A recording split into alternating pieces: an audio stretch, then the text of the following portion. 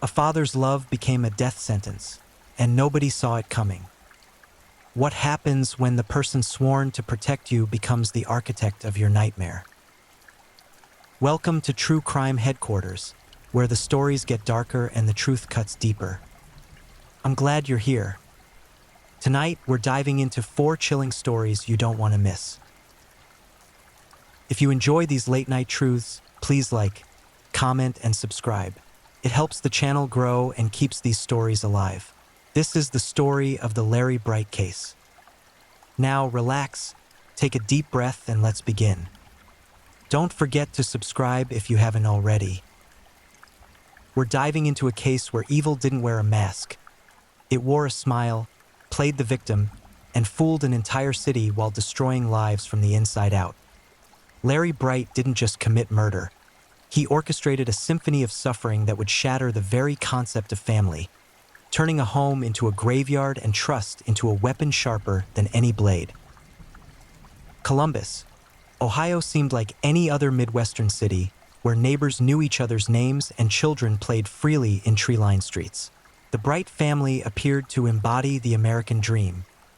A functional household with Larry Bright at its helm, presenting himself as a devoted father and hardworking provider. But beneath the surface of cookouts and school pickups, something sinister was germinating, spreading its roots through the foundation of a family that outsiders envied. Larry Bright had always been skilled at maintaining appearances. Those who encountered him described a charismatic man with an easy laugh and the kind of presence that commanded attention without demanding it. He knew exactly which stories to tell at neighborhood gatherings, precisely how long to maintain eye contact to seem sincere, and when to flash that disarming grin that made people drop their guard. This wasn't merely social grace. This was calculation disguised as charm, manipulation wearing the costume of congeniality. The household Larry presided over operated under rules that seemed reasonable to outsiders but felt suffocating to those trapped within its walls. Discipline, he would explain to anyone who asked, was the cornerstone of raising respectable children. Structure created success. Boundaries built character. His philosophy sounded solid when delivered in his measured, confident tone during casual conversations with other parents. What neighbors couldn't see were the trembling hands at the dinner table, the fearful glances exchanged when his car pulled into the driveway, the way silence would crash through the house like a physical force when his mood darkened. Behind closed doors, Larry's need for control manifested in countless small tyrannies that accumulated into an atmosphere of perpetual anxiety. Meals had to be prepared according to his exact specifications. Household items needed to occupy their designated positions with military precision. Conversations required his approval before they could begin, and ended the moment he decided they'd gone on long enough. These weren't the guidelines of a strict parent. They were the edicts of a domestic dictator who derived satisfaction from watching others scramble to satisfy his ever-shifting demands. His children learned early that Larry's affection came with conditions attached. Love wasn't freely given. It had to be earned through absolute obedience and constant vigilance. They developed an almost supernatural ability to read his moods, interpreting the subtle shifts in his expression, the particular way he set down his coffee cup, the specific cadence of his footsteps that telegraphed whether they were approaching a good day or bracing for a storm. This wasn't family life, it was survival training conducted in the guise of normalcy. The psychological warfare Larry waged was sophisticated enough to leave no visible bruises, no evidence that authorities could document. He understood instinctively that physical violence attracted attention, but emotional devastation could be inflicted with surgical precision while maintaining plausible deniability. A cutting remark delivered with a smile. Public humiliation disguised as playful teasing. Withholding approval until his children twisted themselves into knots trying to achieve an impossible standard that shifted whenever they came close to reaching it. Friends of the family who visited would comment on how well-behaved the Bright children were, how respectful and polite. Larry would accept these compliments with false modesty, attributing his children's demeanor to consistent parenting and strong values. What those friends interpreted as respect was actually fear that had been so thoroughly internalized it became indistinguishable from personality.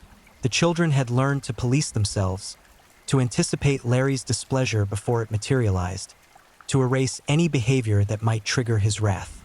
As the children grew older, some began developing coping mechanisms that worried educators and family members who paid closer attention than most. Withdrawal into books and fantasy worlds. Academic overachievement driven not by passion but by the desperate hope that excellence might finally earn unconditional acceptance. Others acted out in small rebellions that felt dangerous to them but appeared minor to outside observers. Staying out past curfew, experimenting with substances, forming relationships with people Larry disapproved of. These acts of defiance weren't symptoms of typical teenage rebellion. They were the desperate gasps of people drowning in an environment where their authentic selves had been systematically suffocated. Each small act of independence represented a reclamation of personal agency, a declaration that despite Larry's best efforts to control every aspect of their existence, some part of them remained stubbornly, defiantly their own. Larry responded to these challenges to his authority with escalating measures designed to crush any spark of independence. Privileges were revoked with theatrical severity. Privacy became a luxury that had to be earned through displays of submission. He implemented surveillance tactics that made his children feel perpetually watched, monitored, judged. Phone conversations were overheard, personal journals discovered and read aloud during family meetings designed to humiliate rather than communicate. The financial control Larry exercised was particularly insidious. He positioned himself as the sole provider, the one keeping the family afloat through his hard work and sacrifice. This narrative allowed him to frame any request for money or resources as an imposition on his generosity, transforming normal family expenses into debts that required gratitude and compliance as repayment. His children internalized the message that they were burdens rather than beloved family members, that their existence was something Larry tolerated rather than celebrated. Relatives who noticed troubling dynamics within the Bright household found themselves subtly frozen out of family gatherings or fed carefully constructed explanations that positioned Larry as the reasonable party dealing with difficult, ungrateful children. He was masterful at recruiting allies to his version of events, spinning narratives that cast him as the victim of undeserved criticism, a devoted father whose tireless efforts were misunderstood by those who couldn't appreciate his methods. This talent for managing his public image would prove crucial as events spiraled toward catastrophe. Larry had spent years building a reputation as an upstanding citizen and dedicated parent, constructing a facade so convincing that when darkness finally erupted into the light, many would struggle to reconcile the monster revealed with the man they thought they knew. His greatest manipulation wasn't what he did to his family in private. It was convincing the outside world that such abuse was impossible, that anyone suggesting otherwise was confused, mistaken, or maliciously lying about a good man. The stage was set for tragedy long before the fatal events transpired. Every act of cruelty, every moment of manipulation, every instance where Larry chose power over compassion contributed to a pressure building within the household. Something had to give. Someone had to break. And when it happened, the violence would shock a community that had allowed a monster to hide among them, camouflaged by his ability to smile while planning destruction. The breaking point didn't arrive with dramatic flair or obvious warning signs visible to outsiders. Instead, it manifested as 1,000 small fractures spreading through the family structure, each crack widening until the entire edifice became structurally unsound, teetering on the edge of complete collapse. Larry Bright's grip on his household had always been tight, but as circumstances shifted and his children matured, that grip began transforming from controlling into strangling. One family member in particular began posing a threat to Larry's carefully maintained order. This wasn't defiance born of teenage angst or temporary rebellion. This was someone developing the dangerous combination of awareness and courage, beginning to recognize that the environment they'd been raised in wasn't normal, wasn't healthy, and definitely wasn't something they were obligated to tolerate indefinitely. This recognition represented Larry's ultimate nightmare. Losing control, being exposed, facing accountability for years of psychological torment. The target of what would become Larry's ultimate act of violence had started building a life outside the suffocating parameters he'd established. Relationships formed with people who offered genuine affection without conditions attached. Career opportunities emerged that promised financial independence and physical distance from Larry's sphere of influence. Most dangerously, therapy and support systems helped this family member develop language to describe what they'd experienced, validating their perception that something profoundly wrong had been happening behind the Bright family's respectable facade. Larry sensed this shift like a predator detecting vulnerability in prey, except in this case, it was his victim growing stronger that triggered his alarm. The conversations between them grew more confrontational, with his usual manipulation tactics meeting increasing resistance. Where once his disapproval would have sparked desperate attempts at appeasement, now it was met with boundaries, with refusal to engage, with the kind of calm self-possession that infuriated someone whose power derived from keeping others off balance and emotionally reactive. Friends and colleagues of the family member noticed positive changes. Confidence blooming, laughter coming more easily, plans for the future discussed with genuine enthusiasm rather than resigned pessimism. They commented on how much happier this person seemed, how they were finally coming into their own. None of them realized these visible improvements were signing a death warrant, that every step toward healing and independence was being cataloged by Larry as evidence of betrayal, as ammunition he would eventually use to justify the unjustifiable. The tension within the Bright household escalated to levels that even the most oblivious neighbors couldn't completely ignore. Raised voices carried through walls that had always maintained such careful silence. Cars peeled out of driveways with aggressive acceleration. The careful choreography of a family maintaining appearances began showing cracks, with scheduled gatherings canceled last minute and explanations that sounded increasingly hollow. Larry's behavior during this period revealed the calculating nature of his psychology. Rather than exploding into obvious violence that would draw immediate intervention, he began documenting grievances, collecting perceived slights, building a mental case file that justified what he was planning. In his twisted logic, he was the victim, the unappreciated father whose sacrifices went unrecognized, whose authority was being challenged by ungrateful children who didn't understand everything he'd done for them. This self-victimization narrative is characteristic of abusers who escalate to lethal violence. They genuinely believe their actions are defensive rather than offensive, that they're responding to provocations rather than initiating harm. Larry convinced himself that his family members' growing independence was an attack on him personally, that boundaries were rejection, that the natural process of a child maturing into an autonomous adult was somehow a betrayal of everything he'd provided. The specific triggers that pushed Larry from fantasy to action remain somewhat murky, lost in the fog of his distorted perception and calculated secrecy. What's clear is that multiple factors converged during this period.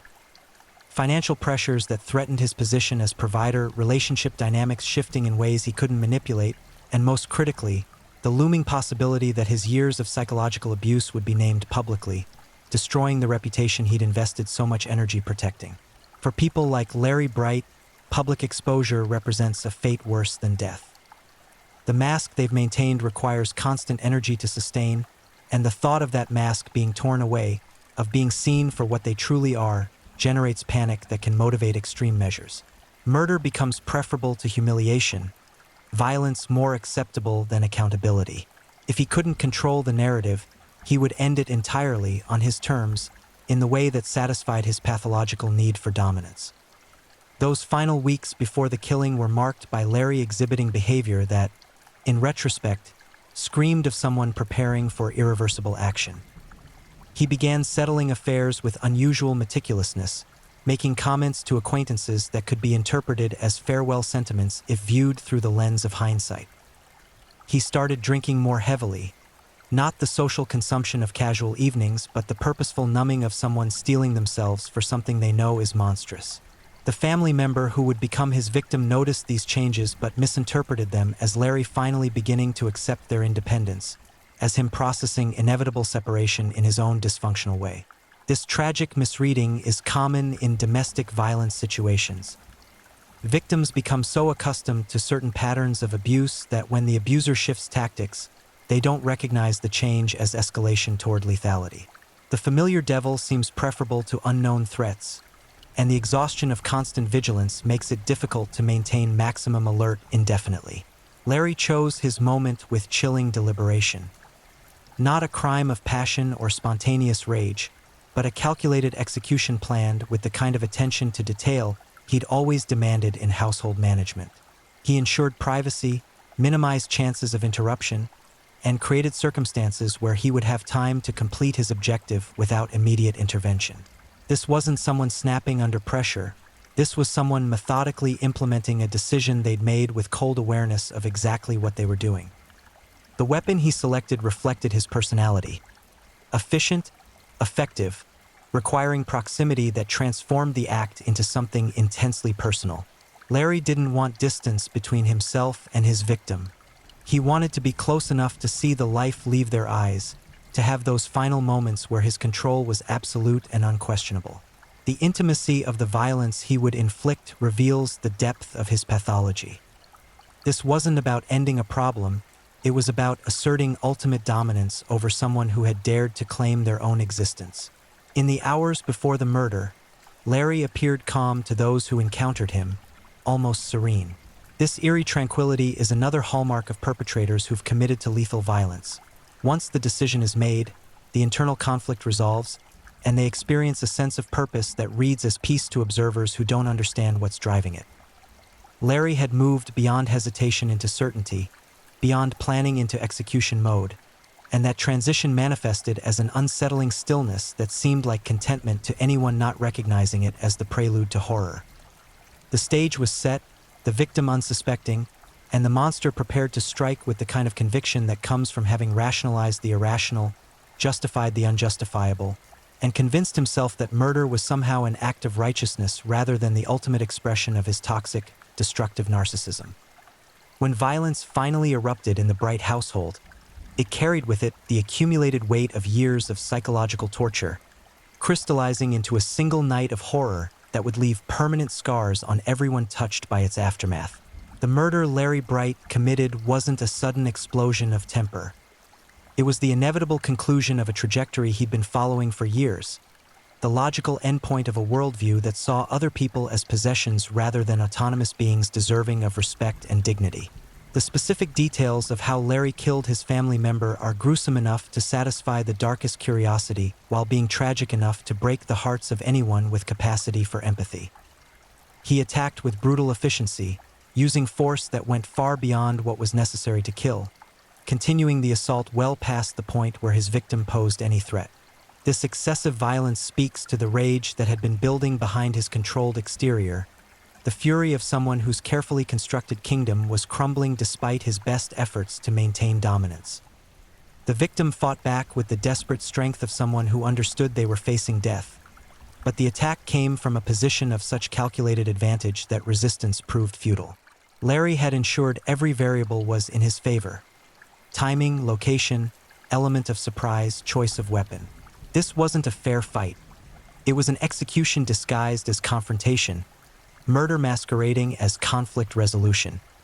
The physical struggle was brief, violent, and ultimately one-sided, ending with a life extinguished and a killer standing over the body of someone who had once trusted him completely. What happened in Larry's mind during those critical moments of killing remains partially obscured by his own self-serving narratives and psychological denial, but certain elements seem clear.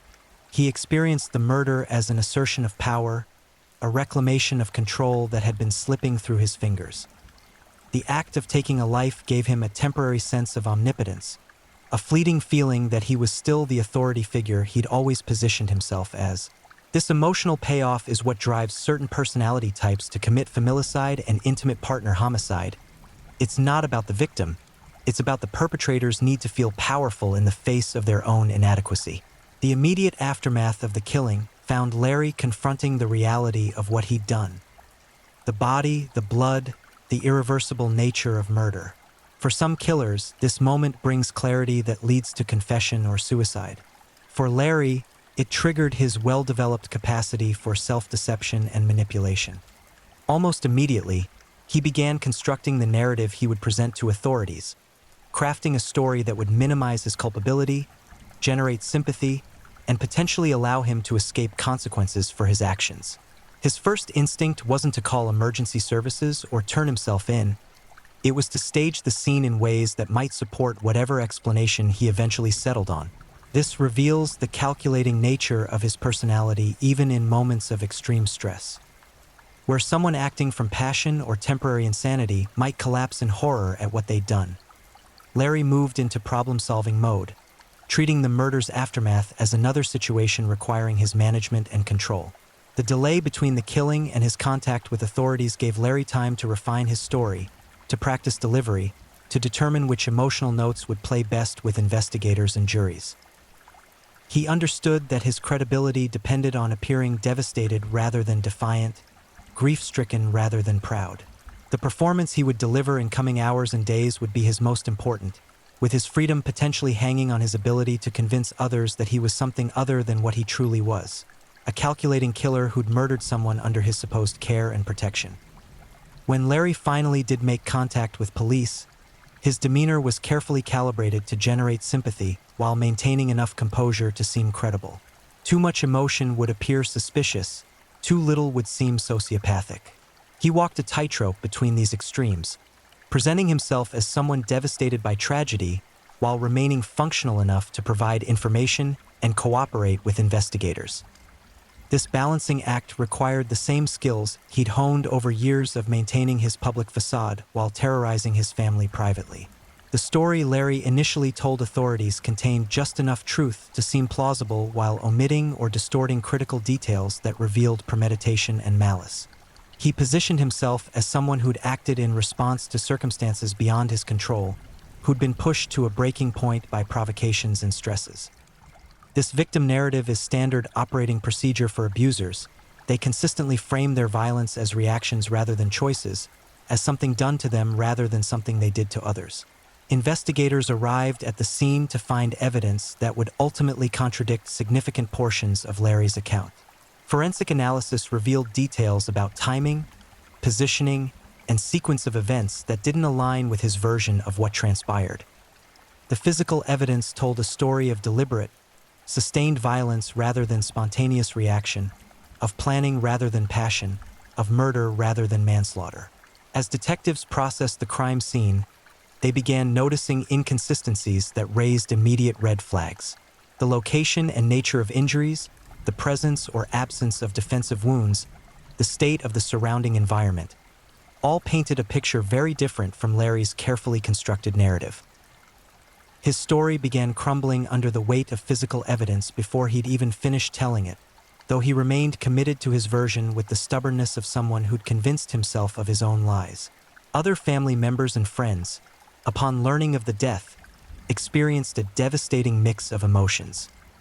Shock at the violence, grief at the loss, and for some, a horrible recognition that they'd seen warning signs but hadn't acted, hadn't intervened, hadn't protected someone who desperately needed protection. The guilt and second-guessing that accompanies this type of tragedy can be as destructive as the original violence, creating ripples of trauma that extend far beyond the immediate crime scene. The community's initial reaction was shaped by Larry's long-standing reputation as an upstanding citizen and devoted father. Many people simply couldn't reconcile the man they thought they knew with someone capable of murder. This cognitive dissonance led some to initially defend him, to suggest that whatever happened must have been an accident or that surely there were extenuating circumstances that would eventually come to light and exonerate him. But as more details emerged about the nature of the killing, about the history of abuse within the household, about the pattern of control and manipulation that had characterized Larry's relationships with family members, public opinion began shifting. The mask was coming off, revealing the monster that had been hiding behind the smile all along. People who'd socialized with Larry, who'd trusted him with their own children, who'd held him up as an example of good parenting, now had to confront the uncomfortable reality that they'd been thoroughly deceived. The investigation moved quickly from determining what happened to building a case for why it happened and establishing Larry's culpability beyond reasonable doubt. Detectives interviewed family members, friends, therapists, and colleagues, assembling a portrait of a household characterized by psychological abuse and a perpetrator whose need for control had escalated into lethal violence. Text messages, emails, and recorded phone conversations provided documented evidence of Larry's threatening behavior and the fear his victim had expressed in the period leading up to the murder. As the legal machinery began grinding forward, Larry found himself facing a future very different from the one he'd imagined. His carefully constructed life was disintegrating, his reputation destroyed, his freedom threatened by charges that could result in decades or life in prison. The control he'd valued so highly had evaporated completely, leaving him subject to systems and processes he couldn't manipulate, dependent on the decisions of people who saw through his performances to the reality underneath. The night Larry Bright chose to murder his family member, he destroyed far more than a single life. He shattered the sense of safety for everyone who'd lived under his roof, eliminated any possibility of reconciliation or healing, traumatized a community, and ensured that his own legacy would be defined entirely by his worst actions. In his attempt to maintain control, he'd lost everything, including the facade that had allowed him to function in society as something other than the monster he'd always been underneath. The legal proceedings against Larry Bright unfolded with the methodical pace that characterizes the American justice system, each phase revealing additional layers of his calculated cruelty, while family members and community observers grappled with the magnitude of his betrayal. The prosecution built their case with painstaking attention to detail, transforming the horror of a single violent night into a comprehensible narrative that would ultimately determine whether Larry faced true accountability or managed to manipulate his way into a lesser sentence. District attorneys assigned to the case understood they were dealing with a defendant whose greatest weapon was his ability to appear sympathetic, reasonable, and victimized by circumstances. They needed to dismantle that facade systematically, presenting evidence that revealed Larry not as someone who'd snapped under pressure, but as someone who'd planned and executed a murder with cold deliberation. This meant going beyond the immediate crime scene to expose the years of psychological abuse that preceded the killing, establishing pattern and motive that would counter any claims of spontaneous violence or diminished capacity.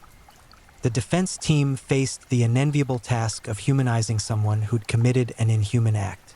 Their strategy centered on presenting Larry as someone who'd been overwhelmed by stresses and provocations, who'd reacted in a moment of temporary insanity rather than acting from calculated malice. They attempted to introduce evidence of financial pressures, relationship conflicts, and mental health struggles that might generate jury sympathy and reduce the charges from murder to manslaughter or create grounds for a psychiatric defense. But the prosecution had testimonies from family members that painted a devastating picture of life under Larry's control. One by one, people took the stand and shared experiences they'd kept private for years. The intimidation tactics, the emotional manipulation, the climate of fear that had characterized the Bright household long before the fatal violence. These accounts transformed the trial from a simple murder case into an examination of domestic terrorism, revealing Larry as someone who'd waged psychological warfare against his own family over an extended period. Forensic experts testified about the nature and extent of the victim's injuries, using clinical language to describe violence that was anything but clinical. The jury heard about the number of wounds, the force required to inflict them, the time it would have taken to complete the assault. This testimony demolished any lingering suggestion that Larry had acted in a moment of passion or had lost control temporarily. The evidence indicated sustained, purposeful violence that required ongoing conscious decision-making throughout the attack. Text messages and recorded conversations were particularly damaging to Larry's case. In his own words, captured digitally and preserved for courtroom presentation, Larry had threatened his victim, expressed rage at their growing independence, and made statements that revealed his sense of ownership over someone who was supposed to be family rather than property. The prosecution played these recordings repeatedly, forcing the jury to hear the venom in Larry's voice, the calculation in his threats, the possessive fury that had ultimately manifested as murder. The defense attempted to counter this evidence by presenting Larry's version of events, the story he'd constructed about being provoked beyond endurance, about fearing for his own safety, about acting in self-defense against someone he portrayed as aggressive and threatening. But cross-examination exposed the inconsistencies in his narrative, the ways his story shifted to accommodate new evidence, the convenient gaps in his memory regarding details that would have undermined his self-defense claims. Perhaps most devastating were the moments when Larry himself took the stand, his attempts at appearing remorseful and broken running headlong into the prosecutor's methodical dismantling of his credibility. Questions about specific incidents of past abuse, about documented threats, about the timeline of events on the night of the murder, all revealed someone more concerned with avoiding consequences than accepting responsibility. His performance convinced no one, instead confirming the prosecution's portrayal of him as a manipulative narcissist whose primary concern remained his own welfare rather than acknowledging the life he'd stolen. The jury deliberated for a period that felt eternal to those awaiting their decision. Family members who'd testified against Larry experienced complex emotions. Relief that the truth was finally being heard publicly, guilt over whatever role they might have played in enabling his behavior by remaining silent, grief for what had been lost and could never be recovered. The verdict, when it came, brought a measure of justice while simultaneously highlighting how inadequate legal outcomes are at addressing the true scope of damage caused by people like Larry Bright. Guilty, on the most serious charges available. The word echoed through the courtroom, final and irrevocable, marking the official end of Larry's life as a free man and the beginning of his existence as a convicted killer. But this legal resolution couldn't resurrect the dead, couldn't erase the trauma experienced by surviving family members, couldn't restore the years of childhood and adolescence stolen by Larry's psychological terrorism. The sentencing phase gave family members opportunity to deliver victim impact statements, to speak directly to Larry about the devastation he'd caused while he sat silent, finally forced to listen to truths he'd spent years trying to suppress. These statements were raw, painful, honest in ways that courtroom proceedings rarely allow. They spoke of nightmares and therapy, of struggles with trust and relationships, of the permanent ways Larry's violence had altered their fundamental understanding of safety and family. Some spoke of forgiveness, not for Larry's benefit but for their own healing, refusing to allow his toxicity to poison the remainder of their lives. Others expressed rage that would probably never fully dissipate, anger at the years stolen, at the life ended, at the family fractured beyond repair.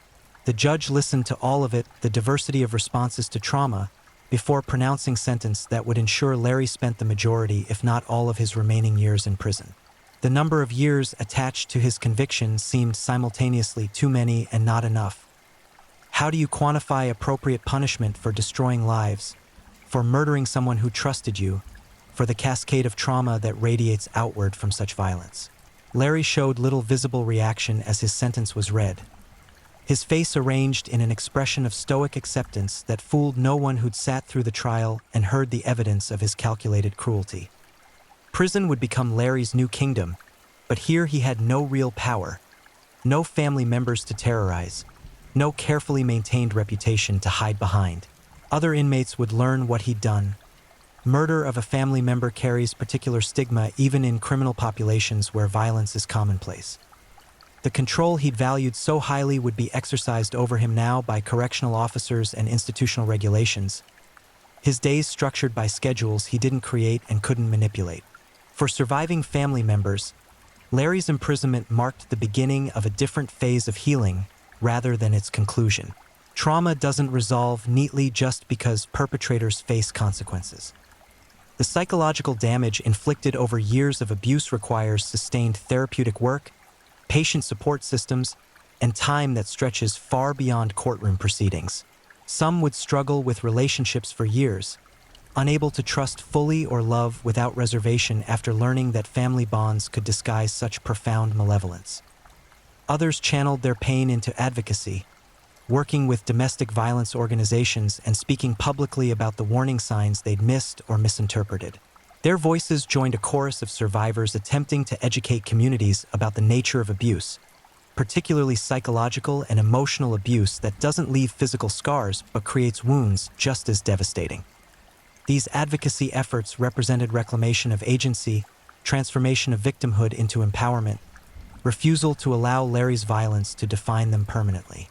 The community that had known the Bright family underwent its own reckoning, collectively examining how someone like Larry had operated among them undetected for so long.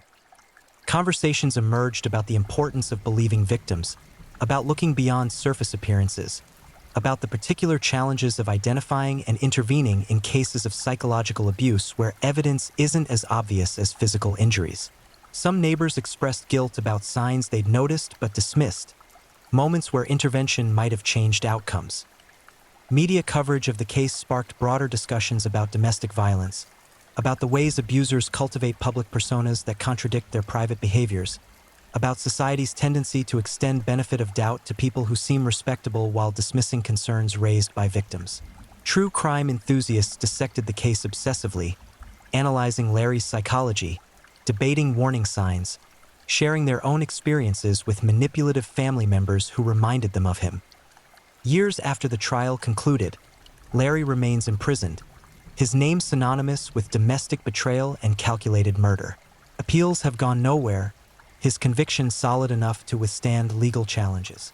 He continues maintaining his innocence to anyone who'll listen, still committed to the narrative that he's been victimized by an unjust system failing to understand his perspective. This persistent denial is characteristic of his personality type. Even facing overwhelming evidence, even after conviction, people like Larry struggle to accept accountability, forever viewing themselves as misunderstood rather than monstrous. The family member he killed never got to realize the dreams they'd been building, never experienced the freedom they'd been working toward, never had opportunity to heal from the trauma he'd inflicted before taking their life entirely. That loss reverberates through everyone who loved them, an absence that reshapes family gatherings, that leaves empty spaces in photo albums, that transforms holidays into reminders of who isn't there to celebrate. The Larry Bright case stands as a grim reminder that monsters don't always announce themselves with obvious malevolence. Sometimes they smile. Sometimes they seem charming. Sometimes they convince entire communities that they're upstanding citizens while destroying lives behind closed doors.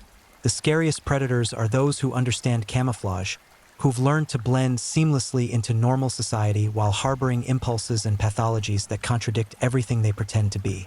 This story doesn't conclude with reassuring resolution or comfortable closure. It ends the way many true crime cases end. With one life stolen, others permanently damaged, a killer imprisoned but incapable of genuine remorse, and survivors struggling to rebuild something meaningful from ruins they didn't choose and didn't deserve. Justice was served legally, but the true cost of Larry Bright's violence extends far beyond what courtrooms can measure or sentences can address. The lesson, if there is one, lies in paying attention to what people do rather than what they say, in believing victims who report abuse even when perpetrators seem implausible, in understanding that evil frequently wears an ordinary face and speaks in reasonable tones while plotting destruction. Larry Bright looked like everyone else, sounded like everyone else, seemed like everyone else. Until he didn't, until the mask slipped, until violence erupted, and a family learned the hardest way possible that the person they feared most was the one who'd promised to protect them. If you're new here, welcome to the channel, where we dive into true crime stories with calmness and respect. A special shout out to my amazing subscribers who've been with me from the start. Thank you for your incredible support. If you're still with me, drop a comment. Let me know where you're tuning in from and what time it is in your part of the world. Or just say hello so I know you're still here. And if you haven't already, make sure to like this video and hit subscribe so you won't miss any of our upcoming true crime stories perfect for winding down. Now, let's move on to our second story. Story 2. The Brashers Case. A father's love became a death sentence, and 3 innocent lives paid the price in blood and diesel fuel. Some men destroy families. Robert Eugene Brashers destroyed entire bloodlines, leaving behind crime scenes so savage that seasoned detectives wept. We're tracking a predator who didn't just take lives. He erased futures, shattered dreams, and left communities drowning in grief. But here's the terrifying truth. Robert Eugene Brashers didn't hunt in shadows. He struck in broad daylight, in places where people felt safe, where families made memories. And for decades, while investigators chased ghosts, he kept killing. This is the story of a serial murderer who weaponized America's highways, turning rest stops and quiet towns into hunting grounds. Tonight, we're diving into the blood-soaked trail of Robert Eugene Brashers, a monster who proved that evil doesn't always hide in darkness. Sometimes, it walks right up to you in the light of day. March 1988, Georgetown, Illinois. a farming community where everyone knows everyone, where church bells mark Sunday mornings and Friday nights mean high school football. This was America's heartland, where violent crime was something that happened in big cities, something you saw on the evening news before changing the channel. That sense of safety, that small-town invincibility, died on a cold spring day when 3 members of the Brashers family simply vanished. Robert Eugene Brashers was a father of 4, a man who worked with his hands and provided for his family. His wife was Sandra Brashers, and together they were raising their children in the modest home they'd built together. On the surface, they seemed like any other working-class family trying to make ends meet in rural Illinois. But beneath that surface, something dark was festering. Tensions that neighbors would later describe in whispers, arguments that echoed through thin walls late at night. The morning started like any other. School buses rolled through town. Coffee percolated in kitchens across Georgetown. But at the Brashers' residence, a different kind of morning was unfolding. One that would end in unspeakable horror. What happened behind those walls would only be pieced together later, through forensic evidence and the haunted testimony of those who survived. Robert Eugene Brashers made a decision that morning. It was calculated, cold, and absolutely devastating. He didn't snap in a moment of rage. He planned. He executed. And when he was done, 3 people who should have been safe in their own home were dead. The victims were his own flesh and blood. His daughter, Susie Brashers, just 18 years old, with her whole life stretching out before her like an open road. She had dreams, college maybe, or a job in the city, anything beyond the cornfields of Georgetown. She had friends who loved her, a smile that lit up rooms, and a future that would never materialize. Then there was Richie Brashers, her younger brother, only 11 years old. Richie collected baseball cards, rode his bike to the general store for candy, and still believed the world was fundamentally good. He never got the chance to learn otherwise. And finally, David Brashers, the youngest at just 9 years old. David was the baby, the one everyone protected, the child who still climbed into his mother's lap when thunderstorms rolled across the prairie. The details of what happened inside that house are stomach-turning. This wasn't a crime of passion. It was methodical butchery. Robert Eugene Brashers used a firearm, and he didn't stop at 1 shot per victim. He made certain they were dead. The crime scene photographs, sealed away in evidence lockers, showed a level of violence that suggested rage, hatred, or perhaps something even more chilling, complete emotional detachment. But killing them wasn't enough for Robert Eugene Brashers.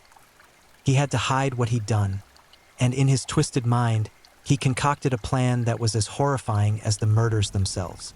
He loaded the bodies into his vehicle, his own children lifeless and bleeding, and drove them out of Georgetown. He traveled to a remote location, somewhere he thought no one would ever look, and there he did something that still makes investigators' skin crawl decades later. He doused their bodies in diesel fuel. The acrid smell must have been overwhelming as he poured gallon after gallon over his murdered family. Then he struck a match. The flames consumed everything: skin, bone, clothing, evidence. He watched his children burn. Let that sink in for a moment. A father stood there, watching flames devour the bodies of the children he'd brought into this world, and then he walked away. The fire burned hot and long. When it finally exhausted itself, what remained barely looked human. The bodies were charred beyond recognition, reduced to blackened remains that would require dental records and forensic analysis to identify. Robert Eugene Brashers thought he'd created the perfect crime. No witnesses, no evidence, no way to trace the murders back to him. But he'd made mistakes. Killers always do. The human body doesn't completely disappear, even in intense fire. Bones survive, teeth survive, and investigators were already asking questions. Where was the Brashers family? Why hadn't Susie shown up for her shift at the diner? Why were Richie and David absent from school? In a town like Georgetown, you can't just erase 3 people without someone noticing. The discovery came days later. Someone spotted smoke in a field, investigated, and found a horror beyond comprehension. The charred remains were barely recognizable as human, let alone identifiable as specific individuals. But forensic teams descended on the scene, and slowly, painstakingly, they began to piece together what had happened. Dental records confirmed the worst fears. These were the missing Brasher's family members. Law enforcement immediately focused on Robert Eugene Brasher's. Where was he? Why had he fled? And most importantly, why had he murdered his own children in such a brutal, calculated manner? The manhunt began, spreading across state lines as investigators realized they were dealing with someone capable of extreme violence, someone with nothing left to lose. But while police were searching for Robert Eugene Brasher's, trying to understand why a father would slaughter his own children, they didn't yet realize the full scope of his depravity. What happened in Georgetown wasn't his first act of violence. It wouldn't be his last. The man they were hunting wasn't just a family annihilator. He was something far worse. Robert Eugene Brasher's had already killed before, and given the chance, he would kill again. The community of Georgetown was shattered. This was a place where people left doors unlocked, where children rode bikes until streetlights came on, where everyone trusted their neighbors. That trust died with Susie, Richie, and David Brasher's. Parents held their children tighter. Doors were locked and bolted. And everyone asked the same question: how could someone do this to their own family? The investigation revealed troubling details about the Brasher's household. There had been domestic tensions, fights, separations, accusations, but nothing that seemed to predict mass murder. Neighbors remembered Robert Eugene as quiet, sometimes brooding, but not violent. There were no prior arrests for domestic abuse, no restraining orders, no red flags that screamed danger. He'd hidden his true nature well, wearing the mask of a normal father while something monstrous grew inside him. While Georgetown mourned and investigators built their case, a terrifying picture began to emerge. Robert Eugene Brasher's wasn't just a family killer. He was a predator who'd been operating for years, moving across state lines, selecting victims with chilling calculation. The murder of his children was just one chapter in a much longer, darker story. Law enforcement agencies began connecting dots that should have been connected years earlier.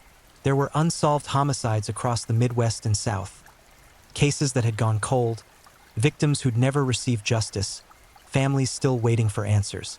And as investigators dug deeper into Robert Eugene Brasher's history, his movements, his timeline, a horrifying pattern emerged. He targeted young people, teenagers and young adults, usually at vulnerable moments. Hitchhiking, traveling alone, stopping at rest areas in the dead of night. These were America's forgotten victims, people whose disappearances didn't always make headlines, whose cases didn't receive the resources they deserved. Some were runaways, some were just unlucky. All of them crossed paths with Robert Eugene Brasher's, and none of them survived the encounter. One of the cases that drew significant attention was the murder of Mary Lou Arruda. It was August 1978 in Raynham, Massachusetts, almost a decade before the Georgetown massacre. Mary Lou was just 14 years old, a girl who loved horses and dreamed of becoming a veterinarian. She went out for a bike ride one summer evening, heading to tennis practice like she'd done countless times before. She never made it home. Her family reported her missing immediately. Search parties combed the area, volunteers distributed flyers, and police worked around the clock. But there was no trace of Mary Lou Arruda. Days turned into weeks, and hope began to fade. Then, nearly 2 months after her disappearance, her body was found in a wooded area. She'd been strangled to death, discarded like trash in a remote location where the killer assumed she'd never be found. The case devastated the community and haunted investigators for decades. They had limited forensic technology in 1978, no DNA databases, no advanced analysis techniques. They had witness statements, tire tracks, and circumstantial evidence, but no solid leads. The case went cold, joining the thousands of unsolved homicides that plague law enforcement agencies across the country. But Mary Lou Arruda's killer had a name: Robert Eugene Brasher's. The connection wouldn't be confirmed until years later, when advances in DNA technology finally provided the evidence needed to link him conclusively to her murder. But looking back, knowing what we know now, investigators could trace his movements through the late 70s and 80s, connecting him to a series of violent crimes that spanned multiple states. He was a transient, constantly moving, never staying in one place long enough to establish patterns that would draw attention. He worked odd jobs, construction, labor, anything that paid cash and didn't require extensive background checks. He lived in cheap motels, slept in his vehicle, and blended into the background of working-class America. Nobody looked twice at Robert Eugene Brasher's. He was just another drifter, another face in the crowd. But while he looked ordinary, his mind was anything but. He fantasized about violence, about control, about the power he felt when he took a life. And unlike many serial killers who escalate gradually, Robert Eugene Brasher's seemed to have been born with his pathology fully formed. His crimes showed planning, sophistication, and a complete absence of remorse. Consider his methodology. He didn't kill impulsively. He selected victims carefully, people who were vulnerable, isolated, unlikely to be immediately missed. He chose locations where he could operate without witnesses, remote roads, secluded rest stops, wooded areas far from civilization. And he understood forensics well enough to destroy evidence, whether through fire or by dumping bodies in places where decomposition would erase traces of his involvement. This wasn't someone who killed in a rage and then panicked. This was a predator who understood exactly what he was doing and took pleasure in his ability to evade capture. The psychological profile that emerged was chilling. Robert Eugene Brasher's likely felt superior to law enforcement, enjoyed the game of cat and mouse, and derived satisfaction from knowing he'd destroyed lives and families while remaining free. Investigators began examining cold cases across the country with fresh eyes. How many victims had Robert Eugene Brasher's really claimed? The confirmed cases were horrifying enough, but what about the unsolved disappearances? The unidentified remains, the cases where evidence had been too degraded to yield definitive answers. Some investigators believe his victim count could be in the dozens. We may never know the full extent of his depravity. One particularly disturbing aspect of his crimes was the age range of his victims. He didn't have a specific type in the way many serial killers do. He killed teenagers like Mary Lou Aruda. He killed his own children, ranging from 9 to 18. This suggested that his motivation wasn't sexual, it was about power, control, and the act of killing itself. He was a pure predator, driven by urges that most people can't comprehend. The manhunt for Robert Eugene Brasher's intensified after the Georgetown murders. His face appeared on wanted posters across the country. Television shows profiled his case. Law enforcement agencies coordinated efforts, sharing information and resources in ways that were revolutionary for the time. Everyone wanted this monster off the streets before he could kill again. But Robert Eugene Brasher's had advantages. He'd been evading law enforcement for years. He knew how to disappear, how to change his appearance, how to avoid detection. He had cash, he had survival skills, and he had absolutely nothing to lose. A man who's already murdered his own children isn't going to hesitate to kill a cop or a civilian who gets in his way. Days turned into weeks, then months. Reported sightings came from across the country, Texas, Louisiana, Arkansas, Missouri. Some were credible, most weren't. The pressure on law enforcement was immense. The public wanted answers, wanted safety, wanted this killer captured or dead. And with each day that passed, the fear grew that Robert Eugene Brasher's was hunting again, selecting his next victim, preparing to add another name to his gruesome tally. Then came the break investigators had been desperately hoping for. A tip, a sighting, a convergence of circumstances that would finally bring Robert Eugene Brasher's killing spree to an end. But the conclusion of this story wouldn't bring peace to the families he'd destroyed. It wouldn't resurrect the children who died screaming in their own home. It would only close one chapter while leaving countless questions unanswered. January 22, 1988. Lake Charles, Louisiana, less than a year after the Georgetown massacre. Robert Eugene Brasher's was still on the run, still evading the massive manhunt that had consumed law enforcement resources across multiple states. But his luck was about to run out in the most violent way possible. The Lake Charles Police Department received a call about a suspicious person at a local truck stop. In the grand scheme of police work, it was routine, the kind of call officers respond to dozens of times a week. Someone acting strangely, making employees uncomfortable, lingering too long without making a purchase. Usually these calls result in a warning, maybe a trespass order, nothing more significant than a few lines in a police report. But this wasn't a routine call. The suspicious person was Robert Eugene Brashers, and when officers arrived to investigate, they had no idea they were about to confront one of the most dangerous fugitives in America. What happened next occurred with terrifying speed. Officers approached Brashers to question him, running his identification, following standard procedure. But Robert Eugene Brashers knew exactly who he was, what he'd done, and what would happen if he was taken into custody. He'd face trial for murdering his children. He'd see the crime scene photographs. He'd hear victim impact statements from family members. He'd be sentenced to death or life in prison, spending his remaining years in a cell, branded as the worst kind of monster. A man who murdered his own kids. He decided that wasn't going to happen. In the span of seconds, the situation exploded into chaos. Brashers produced a weapon. Accounts vary on exactly what happened, but the result was unmistakable.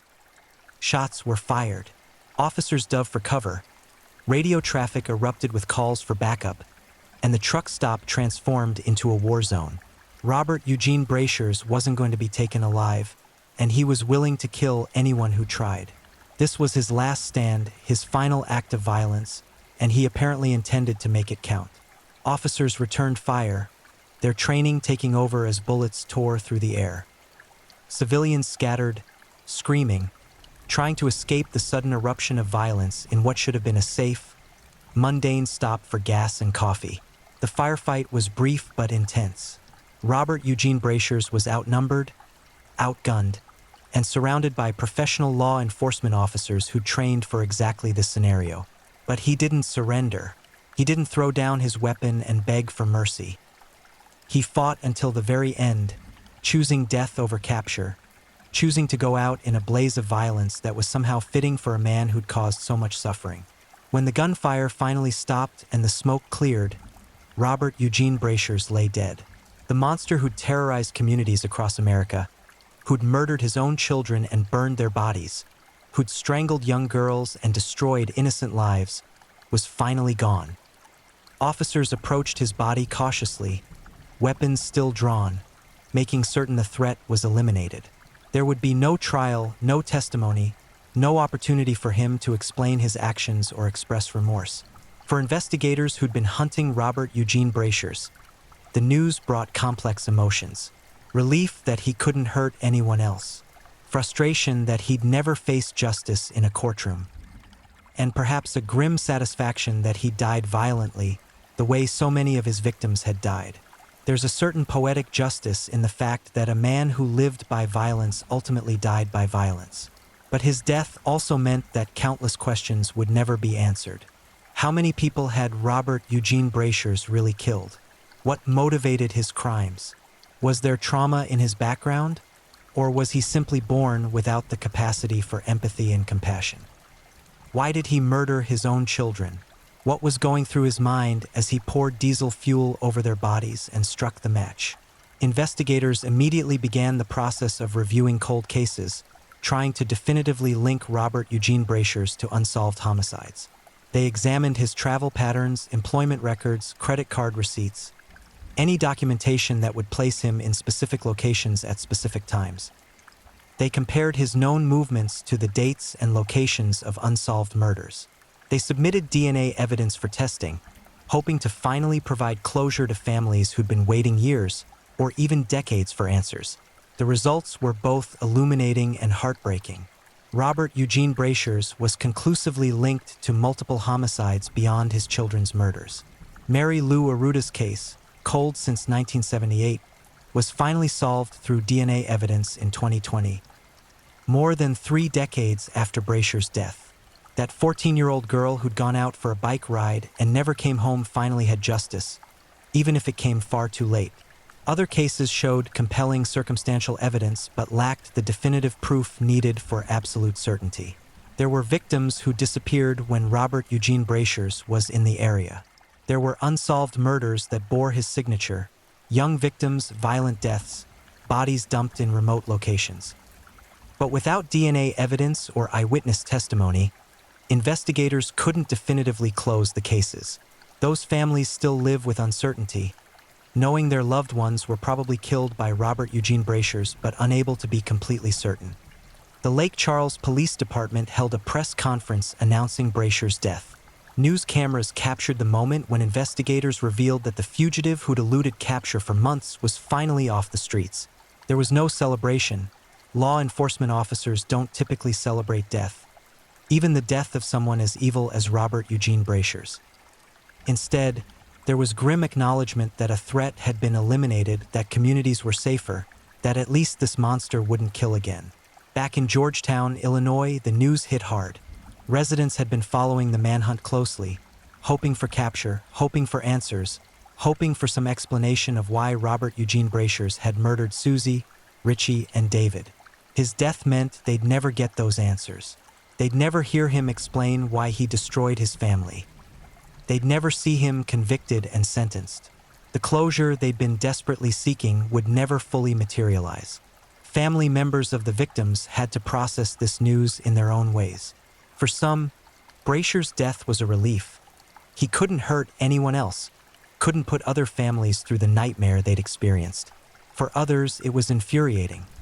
He'd escaped justice, taken the coward's way out, denied them their day in court. There's no right way to feel when your children's murderer dies before facing trial. Grief doesn't follow a script, and neither does the desire for justice. The surviving Brasher's family members, his wife and the one child who hadn't been in the home that terrible day, faced an impossible burden. They'd lost their children and siblings to violence. They'd learned that the person who killed them was the father and husband they'd trusted. And now they had to continue living, carrying that trauma, trying to find some way to move forward. What do you say to a child who learns their father murdered their siblings?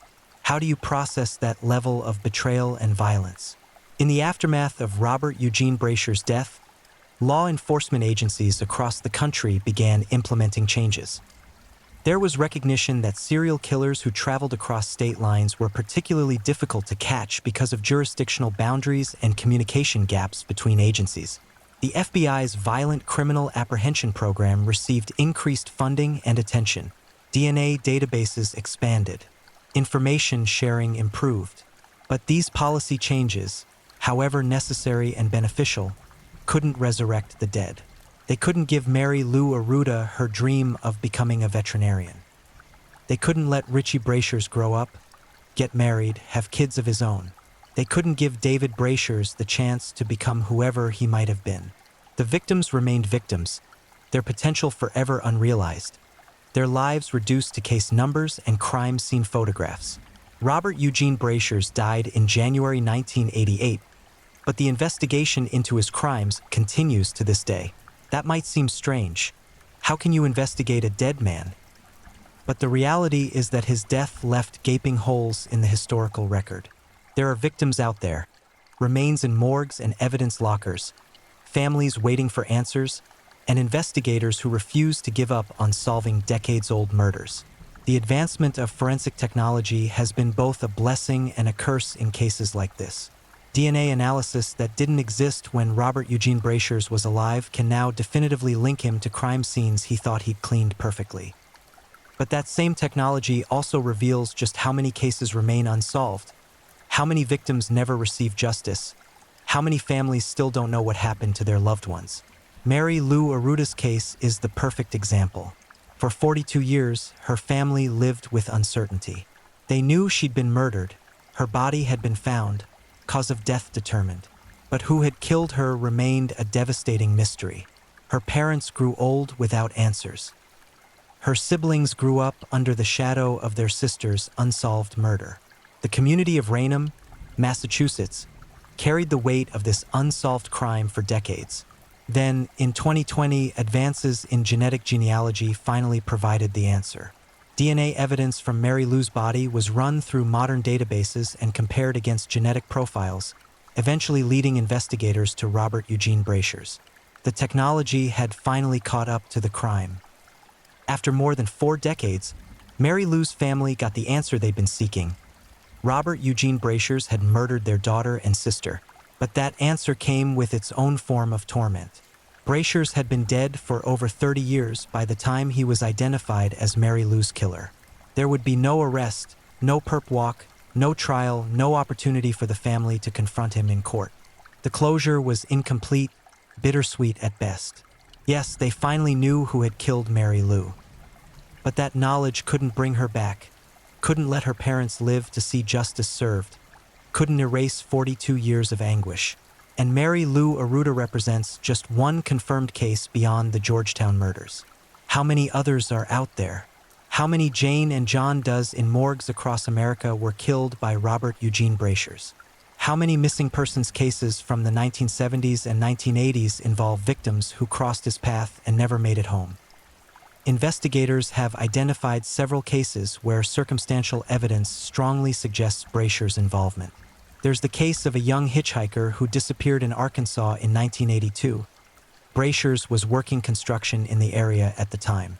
There's an unsolved murder in Tennessee from 1985. The victim profile matches his apparent preferences, and witnesses reported seeing someone matching his description. There are numerous cases across the South and Midwest where the timeline aligns, where the methodology matches, where everything points to Robert Eugene Brashers except the definitive proof needed to officially close the case. This is the frustrating reality of investigating a dead serial killer. You can't interrogate him, can't confront him with evidence, can't leverage legal pressure to extract confessions. All you can do is continue examining evidence, running DNA tests when material is available, interviewing aging witnesses who might remember crucial details, and hoping to provide answers to families who've waited decades for closure. The psychological profile of Robert Eugene Brashers has been extensively analyzed by forensic psychologists and criminal profilers. What emerges is a picture of a deeply disturbed individual who likely exhibited warning signs long before his first known homicide. There are typically red flags in childhood: cruelty to animals, pyromania, chronic bedwetting, though records from Brashers' youth are incomplete and unreliable. What we do know is that he possessed several traits common among serial killers: lack of empathy, narcissistic personality characteristics, superficial charm that allowed him to blend in, and an ability to compartmentalize his violent urges from his day-to-day life. He could be someone's coworker, share lunch with fellow construction workers, make small talk about sports or weather, and then drive off to commit murder without showing any outward signs of his depravity. The decision to murder his own children remains particularly baffling. Family annihilators typically fit certain patterns. They're controlling, they view their family members as possessions, and they'd rather destroy their family than allow them to exist independent of their control. But Robert Eugene Brashers doesn't fit neatly into this category. He was also a serial killer who murdered strangers, which is unusual for family annihilators. Most killers fall into one category or the other, but Brashers straddled both worlds. Some psychologists theorize that the Georgetown murders represented a complete psychological break for Brashers. Perhaps he sensed law enforcement closing in on his other crimes. Perhaps domestic tensions had reached a breaking point. Perhaps his ability to compartmentalize finally shattered, and all his violent urges converged on the people closest to him. We'll never know for certain because the only person who could explain his mindset died in that Lake Charles shootout. The impact on Georgetown, Illinois, is still felt decades later. Small communities don't recover easily from tragedies like this. The house where the murders occurred stood empty for years. No one wanted to live in a place where such horror had unfolded. Eventually, it was demolished, the land sold, and new construction erected, but longtime residents remember. They remember Susie's laugh, Richie's baseball card collection, David's gap-toothed smile. They remember the before times when Georgetown felt safe, and the after times when everyone locked their doors and watched their children more carefully. The surviving family members have largely remained out of the public eye, and rightfully so. They deserve privacy as they continue processing trauma that would break most people. Losing children and siblings to murder is devastating enough, but learning that the murderer was your father and husband adds layers of betrayal and confusion that therapy can help manage but never fully resolve. In the years since Robert Eugene Brashers' death, True crime enthusiasts and investigators alike have tried to piece together his full victim count. Some estimates put it as low as 5 or 6 confirmed and suspected cases. Others suggest the number could be 15, 20, or even higher. The truth is we simply don't know, and we may never know. Bodies decompose, evidence degrades, memories fade, and some victims were never reported missing in the first place. This uncertainty is its own form of torture for the families still waiting for answers. Imagine wondering if your missing daughter was one of Robert Eugene Brasher's victims. You can't prove it, but the timeline matches, the location matches, and the circumstances fit his pattern. Do you accept that probability as truth and try to move on? Or do you hold out hope that maybe, somehow, your loved one is still alive somewhere, even though decades have passed? There are no good options, no satisfying answers. Law enforcement continues to review evidence as technology advances. Every few years, DNA from old cases is resubmitted for analysis using newer techniques.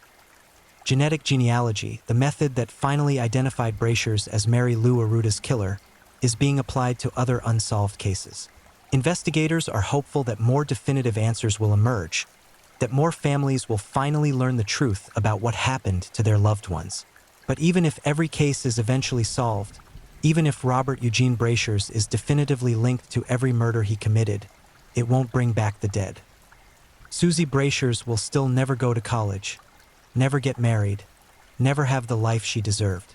Richie will never make it to high school, never get his driver's license, never experience all the milestones that were stolen from him.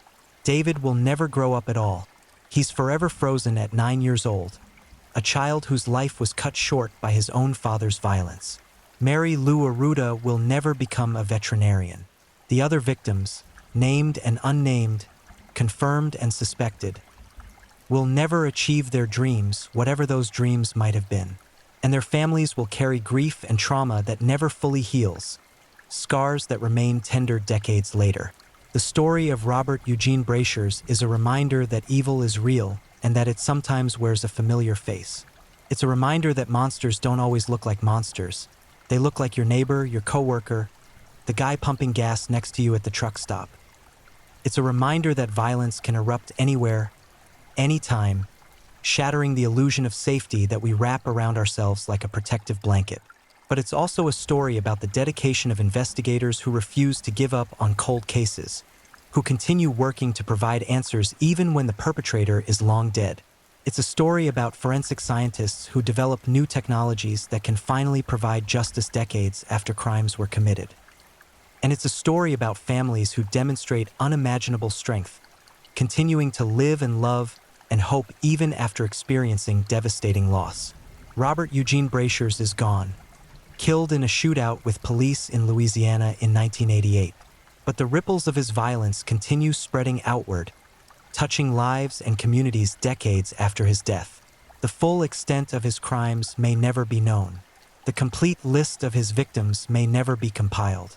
And the question of why he killed strangers, why he murdered his own children, why he chose violence over virtually any other option, will never be fully answered. What we're left with is the evidence. Crime scene photographs, forensic reports, DNA matches, and the testimonies of those who survived him.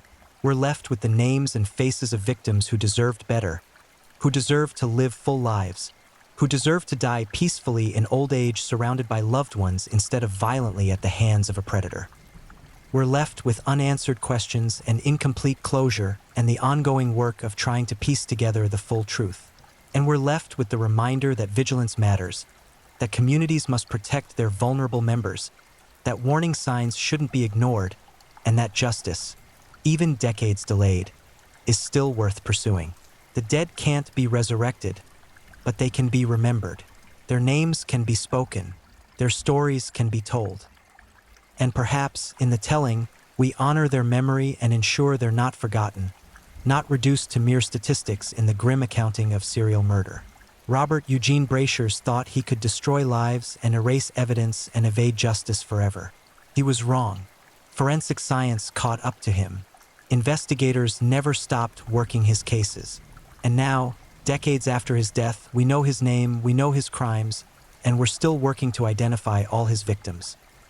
That's not the legacy he wanted, but it's the one he earned. The monster is dead, but the hunt for truth continues. If you're enjoying these stories, don't forget to leave a comment. I'd love to hear where you're tuning in from and what time it is in your part of the world. And if you haven't already, be sure to like this video and subscribe so you don't miss the next true crime story to help you drift off to sleep. Now, let's move on to our third story. Story 3, The Balaam Case, a true crime investigation. Some doors should never be opened. Anthony Balaam opened one anyway. They say evil wears many faces, but what happens when it stops pretending? Tonight, we're chasing shadows through a nightmare that refuses to end. Anthony Balaam's name doesn't just whisper through courtrooms and case files. It screams from the darkest corners of human depravity, where innocence goes to die and monsters wear the masks of ordinary men. This isn't a story about justice delayed or a system that failed. This is about a predator who walked among us, smiled at us, and destroyed lives while the world looked the other way. Before we descend into this abyss, understand this: what you're about to hear will change how you see the faces around you, forever. Anthony Balaam understood something most people never grasp: the power of being invisible while standing in plain sight. He wasn't the stranger lurking in alleyways or the figure parents warned their children about. He was the neighbor who waved from his driveway, the colleague who brought coffee to morning meetings, the man whose ordinariness became his most dangerous weapon. Evil doesn't always announce itself with fangs and claws. Sometimes it arrives with a handshake and a smile that never quite reaches the eyes. The streets where Balaam moved through life appeared ordinary enough. Suburban sprawl with manicured lawns and families behind closed doors, each household wrapped in its own private universe. But within this manufactured paradise, something corrupt festered and grew. Hidden behind curtains and locked doors where screams couldn't escape and secrets multiplied in darkness. Balaam crafted his existence with meticulous precision, building a facade so convincing that those who knew him would later struggle to reconcile the monster with the man they thought they understood. His home became a theater of horrors, though from the outside it betrayed nothing of the atrocities unfolding within its walls. The foundation itself seemed cursed, as if the very structure absorbed the suffering that occurred inside and held it like a poisonous breath. Neighbors would later recall nothing unusual. No strange sounds, no suspicious activity, no red flags that might have warned them of the nightmare living next door. This is how predators operate at their most effective. By becoming part of the landscape, so familiar that they become invisible, so trusted that suspicion never takes root. Balaam's victims entered his orbit through various means, each encounter carefully orchestrated, each interaction designed to build trust before exploiting it. He possessed an uncanny ability to identify vulnerability, to sense weakness the way sharks detect blood in water. His approach varied depending on circumstances, but the underlying strategy remained constant. Establish connection, cultivate dependence, then strike when defenses crumbled. The manipulation began subtly, almost imperceptibly, like poison administered in doses too small to trigger immediate alarm. The psychological warfare he waged against his victims demonstrates a level of calculated cruelty that transcends simple violence. Balaam didn't just harm bodies. He shattered minds, destroyed souls, and left psychological scars that would never fully heal. His methods involved systematic degradation, carefully designed to strip away dignity and self-worth until victims questioned their own reality. This wasn't random brutality but precision torture, executed by someone who understood exactly how to break a human being from the inside out. Documents later revealed the extent of his activities, painting a portrait of sustained predation that spanned years. Each victim represented another chapter in a horror story that seemed to have no end, no bottom to the depths of depravity Balaam could reach. The timeline stretched backward, revealing a pattern of escalation that suggested his crimes had begun long before anyone suspected. With each successive violation, he grew bolder, more confident in his ability to evade detection and continue his reign of terror unchallenged. The compartmentalization required to maintain his double life reveals a mind operating on levels most people cannot comprehend. By day, Balaam functioned in society, performing the rituals of normalcy with practiced ease. By night, or whenever opportunity presented itself, he transformed into something else entirely, shedding his human mask to reveal the predator beneath. This ability to switch between personas suggests a profound disconnection from empathy, a fundamental absence of the moral compass that guides most human behavior. Friends and acquaintances would later express shock and disbelief when confronted with evidence of Balaam's crimes. Their testimonies revealed a man who seemed unremarkable, perhaps even pleasant in superficial interactions. But this merely underscores a crucial truth about predators like Balaam. They survive by blending in, by presenting a version of themselves that society finds acceptable while hiding their true nature behind layers of deception. The mask he wore wasn't just convincing. It was perfect, maintained with the dedication of someone who understood that his freedom depended on never letting it slip. The community where Balaam operated had no idea they were harboring a monster. Schools, workplaces, social gatherings. He moved through these spaces without triggering alarm, his crimes hidden behind a wall of respectability and manufactured normalcy. This speaks to a larger horror. The realization that evil doesn't always look monstrous, that the most dangerous predators are often those we never suspect, never fear, never see coming until it's far too late. Behind closed doors, away from watching eyes, Balaam's true nature emerged. The contrast between his public persona and his private actions creates a chasm so vast it seems impossible they could exist within the same individual. Yet this duality is precisely what allowed him to continue his predation for so long. Society trains us to trust certain signals: professional success, social integration, outward normalcy, and Balaam exploited these assumptions with ruthless efficiency. His victims carried their trauma in silence, isolated by shame and fear, manipulated into believing they were somehow complicit in their own abuse.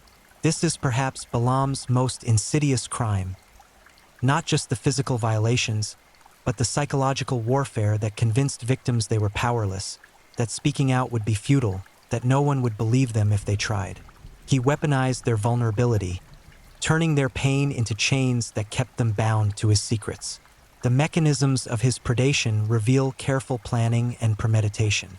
Nothing about Balaam's crimes was spontaneous or impulsive. Each act of violence was calculated, each victim selected with purpose, each encounter staged to maximize his control while minimizing risk of exposure. This level of organization suggests a mind entirely devoted to predation, where normal human concerns, empathy, conscience, remorse, simply didn't exist or had been deliberately suppressed. As months became years, Balaam's confidence grew. Success bred arrogance, and arrogance led to mistakes. The careful predator who had operated with such caution began to believe in his own invincibility, to think himself untouchable. This shift would prove crucial, creating the cracks in his armor that would eventually lead to his exposure. But before that reckoning arrived, countless lives would be forever altered, countless childhoods stolen, countless futures destroyed by a man who saw other human beings as nothing more than objects for his gratification. The community that had unknowingly sheltered him would soon face a devastating truth.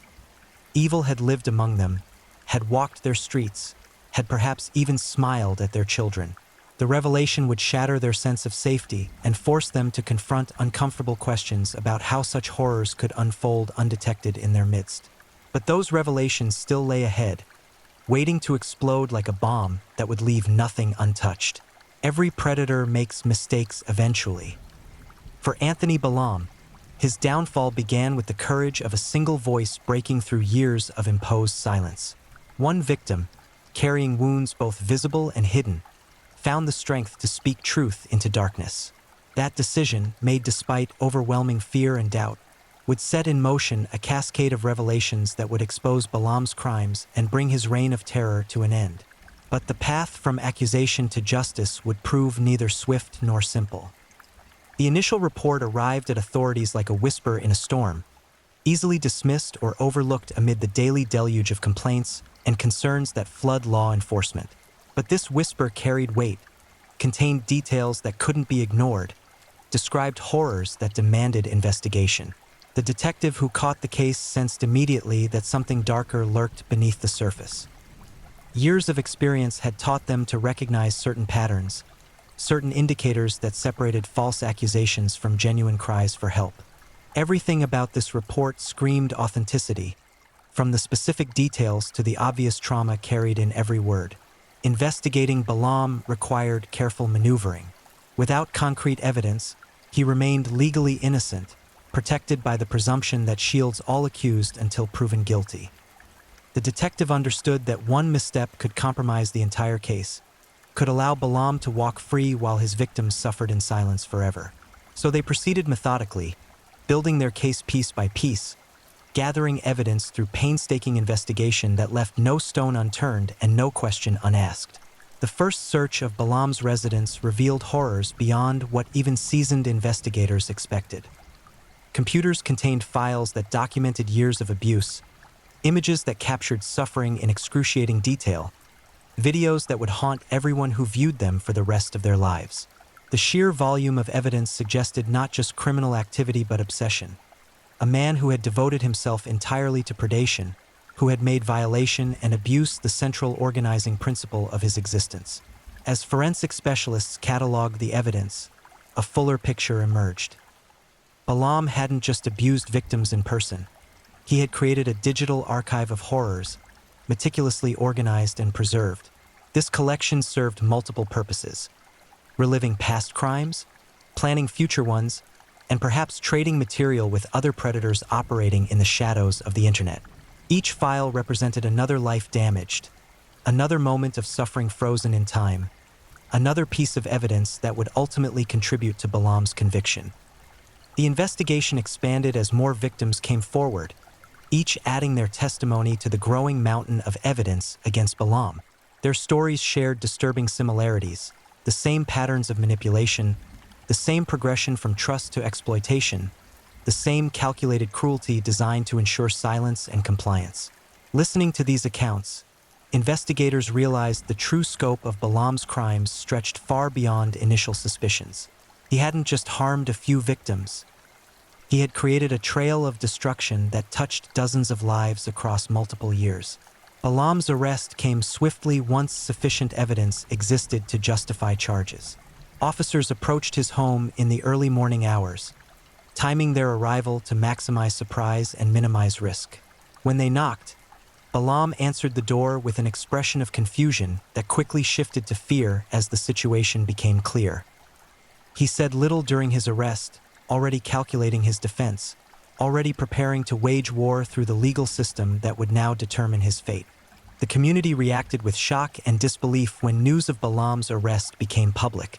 Neighbors struggled to reconcile the man they thought they knew with the monster described in news reports and charging documents. Some refused to believe the accusations, convinced that Balam was the victim of false allegations or mistaken identity. Others felt guilty for missing signs they now wondered had been there all along, clues they might have noticed if only they'd been paying closer attention. Inside the jail where Balam awaited trial, he maintained his composure, presenting himself as a wronged man facing unjust persecution. This performance fooled no one who understood the evidence against him, but Balam seemed compelled to maintain his facade even in the face of overwhelming proof of guilt. Perhaps he truly believed his own lies, or perhaps the mask had become so integral to his identity that removing it was psychologically impossible. The legal proceedings that followed would test the endurance of everyone involved. Victims forced to recount their trauma in clinical detail, families struggling to understand how they'd missed signs of abuse, prosecutors working to build an airtight case against a defendant who would fight every charge with every resource at his disposal. The courtroom became a battleground where truth waged war against denial, where justice sought to impose consequences on evil that had operated unchecked for far too long. Defense attorneys attempted various strategies to undermine the prosecution's case. They questioned victim credibility, challenged the admissibility of evidence, suggested alternative explanations for incriminating material found in Balam's possession. Each tactic aimed to create reasonable doubt, to find any opening that might allow their client to escape the full weight of his crimes. But the evidence was simply too overwhelming, too consistent, too damning to be explained away or dismissed. Forensic experts testified about the material recovered from Balaam's computers and devices.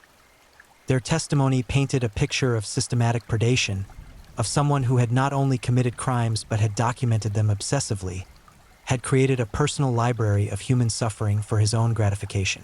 The technical evidence alone would have been sufficient for conviction, but prosecutors wanted the jury to hear directly from victims, to understand the human cost of Balaam's actions beyond dry facts and statistics. Victim impact statements brought the sterile courtroom to life with raw emotion and painful truth. One by one, survivors took the stand to describe how Balaam had shattered their lives, stolen their innocence, left scars that would never fully heal. Some spoke through tears, others with anger barely contained, all with courage that inspired everyone who heard them. These testimonies transformed abstract legal proceedings into something visceral and undeniable, forcing everyone present to confront the reality of what Balaam had done. Throughout the trial, Balaam maintained his composure, showing little visible emotion as witness after witness testified against him. This coldness struck observers as further evidence of his fundamental lack of humanity, his inability to comprehend or care about the suffering he had caused. When the prosecution rested its case, few doubted the eventual verdict. The question wasn't whether Balaam would be convicted, but how severe his sentence would be and whether justice, however delayed, could provide any measure of healing for those he had harmed. The jury deliberated for less than a day before returning with their verdict. Guilty on all counts. The words echoed through the courtroom, bringing tears of relief to victims and their families, closing one chapter in a nightmare that had stretched across too many years. But conviction was merely the first step. Sentencing would determine how long Balaam would remain behind bars, how many years would pass before he might threaten society again. The sentencing hearing transformed the courtroom into a space of raw emotional reckoning. Victims who had already testified during the trial returned to deliver impact statements directly addressing the judge, ensuring their pain would be factored into the consequences Balaam would face. The legal system often feels cold and impersonal, but these moments of direct address humanize proceedings in ways that transcripts and evidence files cannot capture. Each statement added another layer to the portrait of devastation Balaam had created, another voice demanding accountability for crimes that had shattered lives and families. Judges in cases like this carry an enormous burden. They must balance legal requirements with moral imperatives, must consider both punishment and protection, must craft sentences that serve justice while acknowledging that no amount of prison time can truly undo the harm inflicted. The judge presiding over Balaam's case approached sentencing with visible gravity, understanding that their decision would reverberate through countless lives for decades to come. They had reviewed every piece of evidence, heard every testimony, studied psychological evaluations that attempted to explain what drives someone like Balaam to commit such atrocities. Psychological experts had examined Balaam extensively, producing reports that attempted to peer inside the mind of a predator.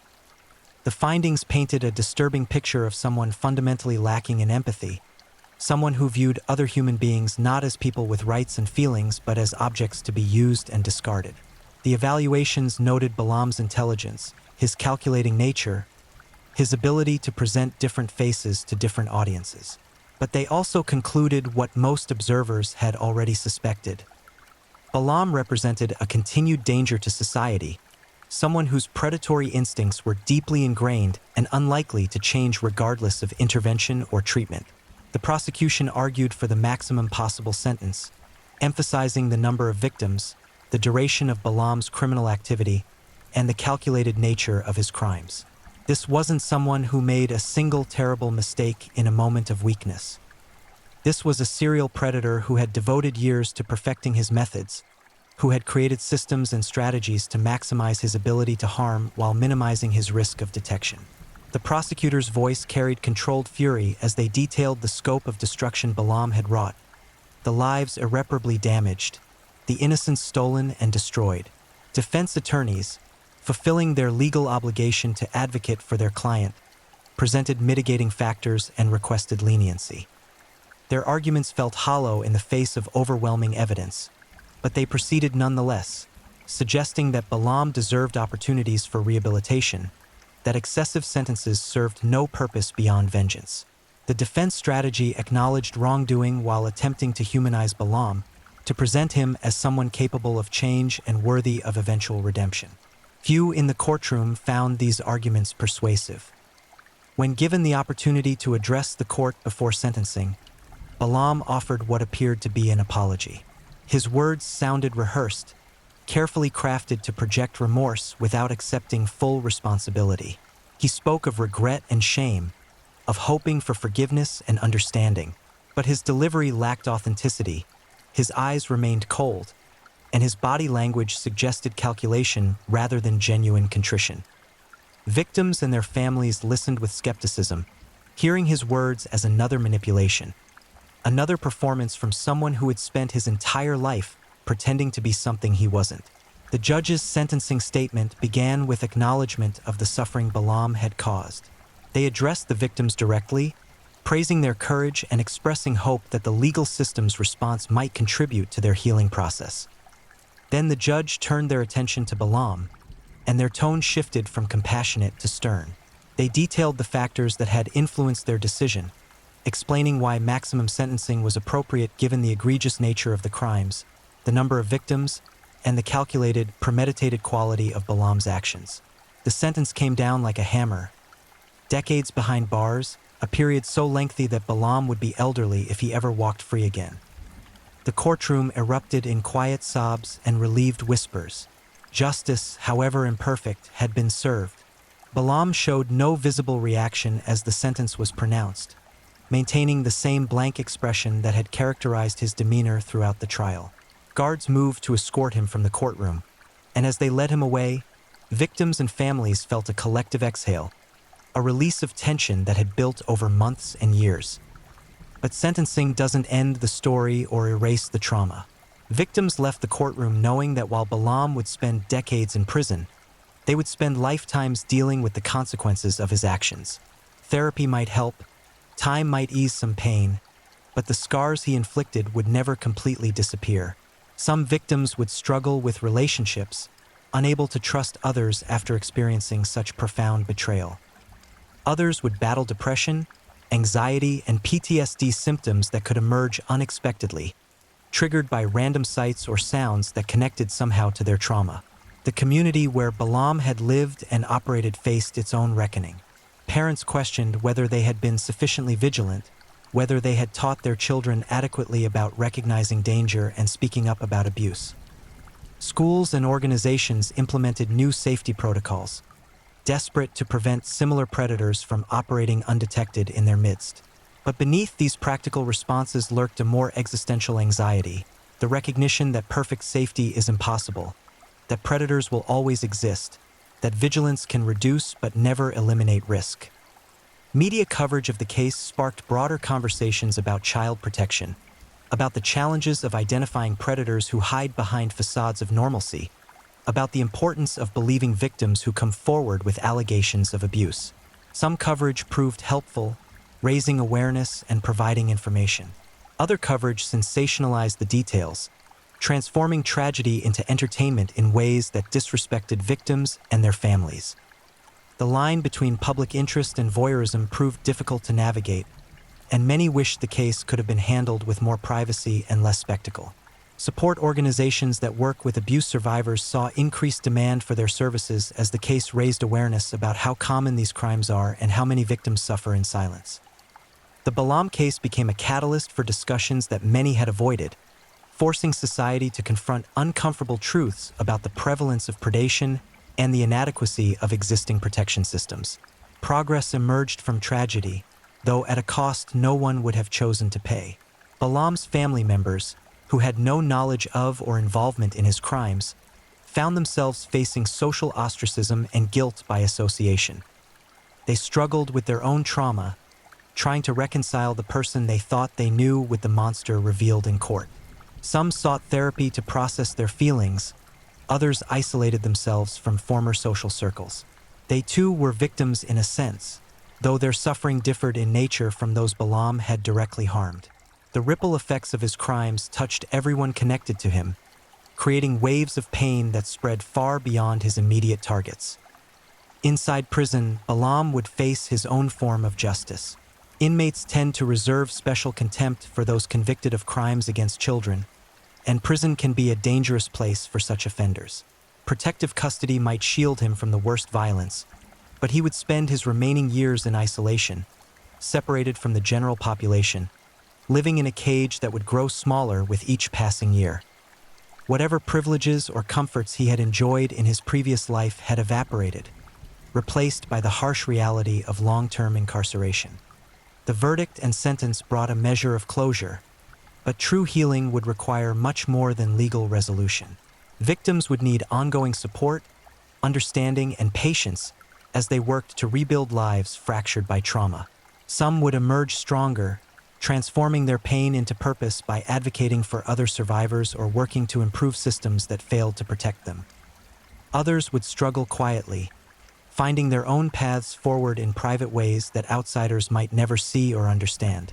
Years after Anthony Balam's conviction, the echoes of his crimes continue to reverberate through the lives he touched and the community he betrayed. Time has provided distance and perspective, but it hasn't erased the fundamental reality of what happened or the scars left behind. The victims who survived his predation have moved forward with their lives in various ways, each finding their own path through trauma towards something resembling normalcy, though that normalcy looks different now, shaped permanently by experiences no one should endure. Some survivors chose to speak publicly about their experiences, becoming advocates for other victims and working to improve systems designed to protect children from predators. Their courage in sharing their stories helps break the silence that allows abusers to operate unchecked and gives voice to countless others who suffered similar violations. These advocates visit schools, speak at conferences, work with legislators to strengthen laws protecting vulnerable populations.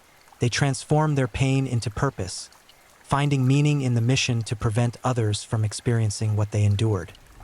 Other survivors prefer privacy, healing away from public scrutiny, building lives that don't revolve around their trauma or their status as victims. They pursue careers, form relationships, create families of their own. But the past never completely releases its grip. Birthdays and anniversaries can trigger unexpected emotions. News stories about similar crimes can resurrect memories carefully compartmentalized. Therapy provides tools for managing these moments, but the scars remain sensitive to certain touches, certain pressures that ordinary life inevitably applies. The families of Balam's victims faced their own journeys through guilt and grief. Parents tortured themselves with questions about warning signs they might have missed, opportunities for intervention that passed unrecognized. Siblings struggled with complicated feelings toward brothers or sisters whose trauma they witnessed but couldn't prevent or fully understand. Family dynamics shifted under the weight of shared tragedy, some relationships strengthening through mutual support, while others fractured under pressure they couldn't withstand. No guidebook exists for navigating these waters, so each family improvised their own way forward. The community that unknowingly harbored Balam underwent significant changes in his wake. Schools implemented stricter background check policies and enhanced training programs teaching staff to recognize signs of abuse. Youth organizations revised their protocols regarding adult-child interactions, adding layers of supervision and accountability that might have prevented Balam's access to victims. These practical changes mattered, but they couldn't address the deeper wound to communal trust. The recognition that safety is always provisional and threat can lurk behind the most benign facades. Conversations about predators and protection evolved in ways that proved both helpful and harmful. Increased awareness empowered potential victims and those who might witness abuse to recognize danger and report concerns. But heightened vigilance sometimes morphed into paranoia, where every adult became suspect and every innocent interaction carried sinister potential. Finding balance between reasonable caution and toxic suspicion proved difficult, and different families calibrated their responses differently based on their own risk tolerance and values. Balam himself disappeared into the prison system, becoming a number in the vast machinery of incarceration. Information about his daily existence is limited by privacy rules and lack of public interest in the mundane details of a convict's life. He follows the routines imposed on all inmates: meals at prescribed times, recreation in controlled environments, interactions monitored and restricted. The man who once moved freely through society, who maintained elaborate facades and manipulated others to serve his purposes, now lives according to rigid schedules determined by people who view him as nothing more than a prisoner serving out his sentence. Reports from prisons suggest Balaam maintains his innocence in conversations with other inmates, portraying himself as a victim of false accusations and flawed justice. This continued denial surprises no one familiar with his case. Accepting responsibility would require confronting the full weight of his actions, acknowledging the suffering he caused, recognizing his own monstrosity. Such self-awareness seems beyond someone who spent years rationalizing behavior most people find incomprehensible. He remains what he always was, a predator, now caged but unchanged at his core. The legal system moved on to other cases, other victims, other predators requiring investigation and prosecution. Prosecutors who worked Balaam's case carry memories of the evidence they reviewed and the testimony they heard, images and accounts that surface unexpectedly in quiet moments. They take pride in the conviction they secured but recognize that no verdict can truly provide justice proportional to the harm inflicted. The system offers what it can: accountability, consequences, protection through incarceration, but it cannot restore innocence stolen or heal wounds carved into psyches. Advocacy organizations point to Balaam's case as evidence for needed reforms in how society prevents, identifies, and responds to child predation. They argue for increased funding for prevention programs, better training for professionals who work with children, stronger reporting requirements for suspected abuse, and more comprehensive support services for survivors. Some reforms have been implemented, others remain pending, and still others face opposition from those who believe existing systems are adequate or who resist expanding government involvement in family matters. The debate over sex offender registries gained new energy from cases like Balaam's. Proponents argue that public registries help communities protect themselves by identifying dangerous individuals living nearby. Critics counter that registries create permanent punishment beyond judicial sentences, make rehabilitation nearly impossible, and can target people who pose minimal risk while providing false sense of security regarding non-registered threats. The conversation lacks easy answers, forcing society to wrestle with competing values of public safety, personal privacy, and possibilities for redemption. Balaam's victims occupy the center of the story, but they don't want to remain there forever. They are more than what happened to them, more than the crimes committed against them, more than their trauma or their survival. They have interests and talents, dreams and ambitions that extend far beyond their history with Anthony Balaam. Some have achieved remarkable success in their chosen fields. Others live quiet lives focused on family and community. Each deserves to be seen as a complete human being rather than defined solely by victimization. The question of why Balaam did what he did, may never be fully answered. Psychological evaluations offer theories about developmental trauma, personality disorders, and neurological differences that might predispose someone toward predatory behavior. But these explanations feel incomplete, unable to fully account for the calculated cruelty and sustained predation Balaam demonstrated.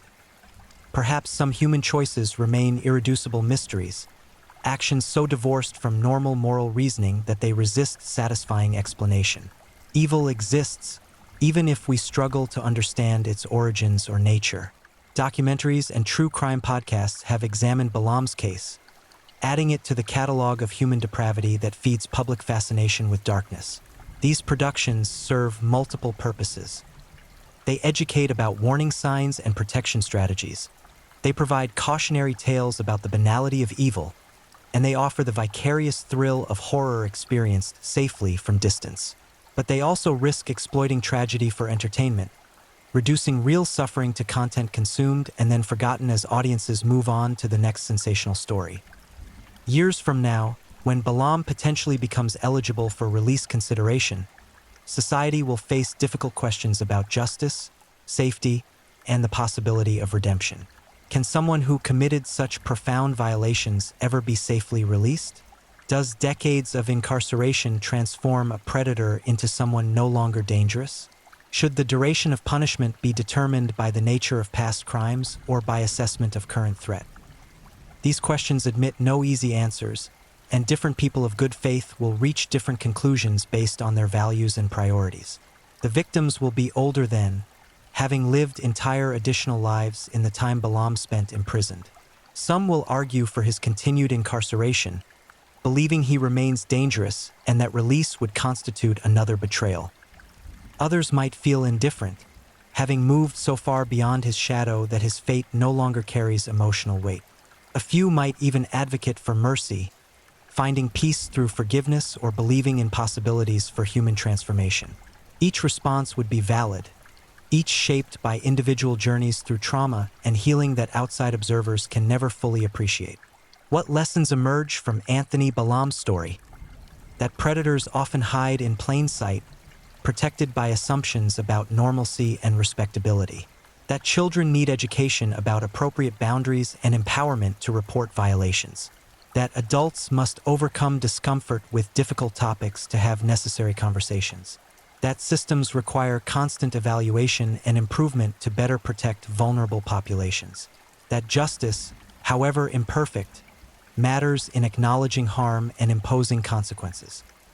That healing is possible, even if it never means forgetting or fully moving past trauma.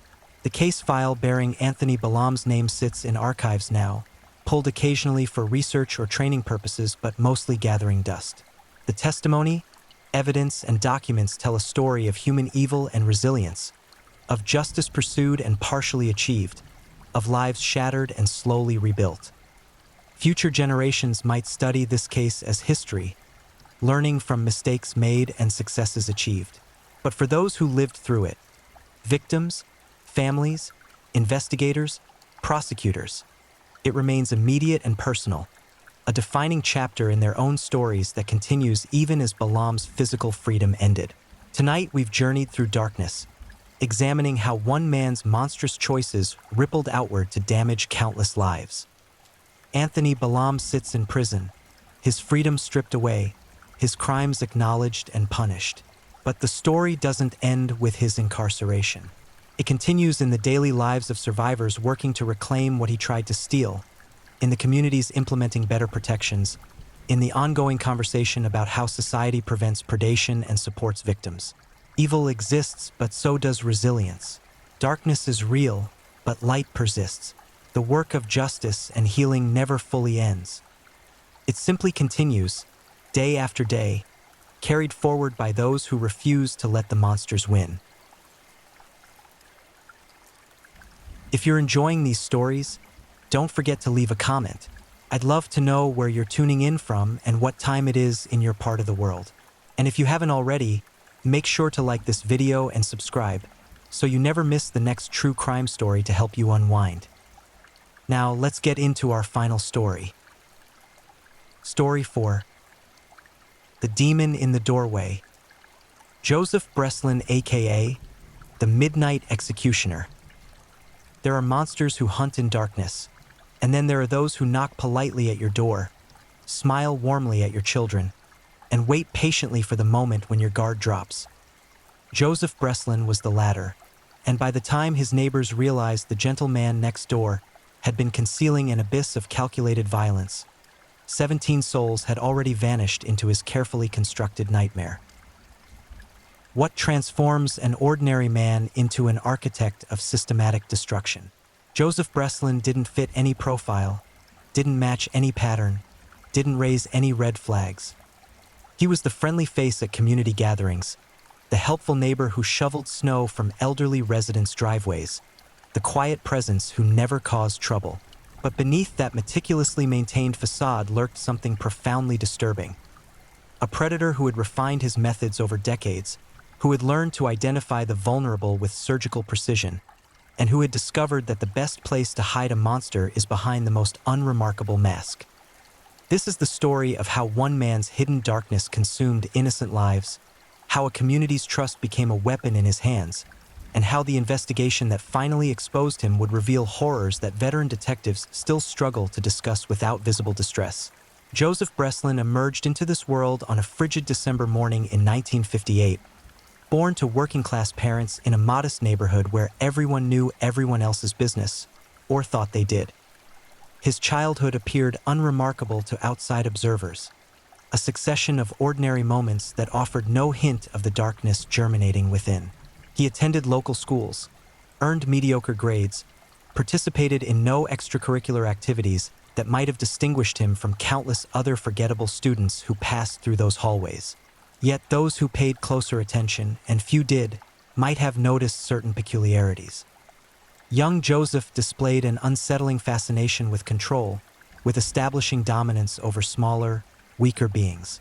Neighborhood pets began disappearing with alarming frequency during his adolescent years, their bodies occasionally discovered in wooded areas behind the school, subjected to injuries that suggested something far more deliberate than accidental death.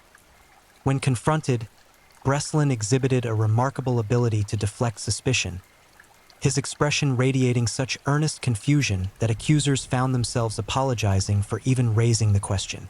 This talent for misdirection would become his most dangerous weapon. As he transitioned into adulthood, Breslin cultivated an image of profound ordinariness, deliberately avoiding anything that might draw attention or scrutiny. He secured employment at a manufacturing facility, performing repetitive tasks with mechanical precision, never complaining, never causing problems, never giving management any reason to remember his name. His co-workers described him as pleasant but forgettable, someone who smiled politely during lunch breaks but rarely contributed to conversations, who seemed content to exist on the periphery of social interactions. He married at 26, selecting a partner who seemed equally invested in maintaining a low profile. Their union produced no children, a fact that later investigators would view with profound relief.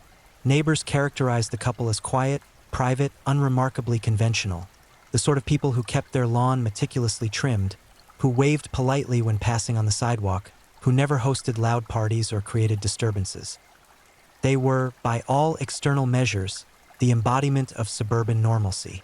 But within the walls of that ordinary house, something monstrous was taking shape. Breslin had begun developing what he would later describe as his methodology, a systematic approach to identifying, accessing, and controlling vulnerable individuals. He studied patterns of human behavior with the intensity of a dedicated researcher, learning to recognize signs of isolation, desperation, and weakness. He understood instinctively that certain people moved through the world essentially invisible, their absence unlikely to trigger immediate concern or investigation.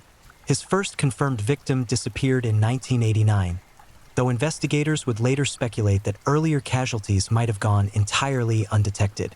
The woman was 43 years old, recently divorced, struggling with addiction issues that had gradually alienated her from family and friends.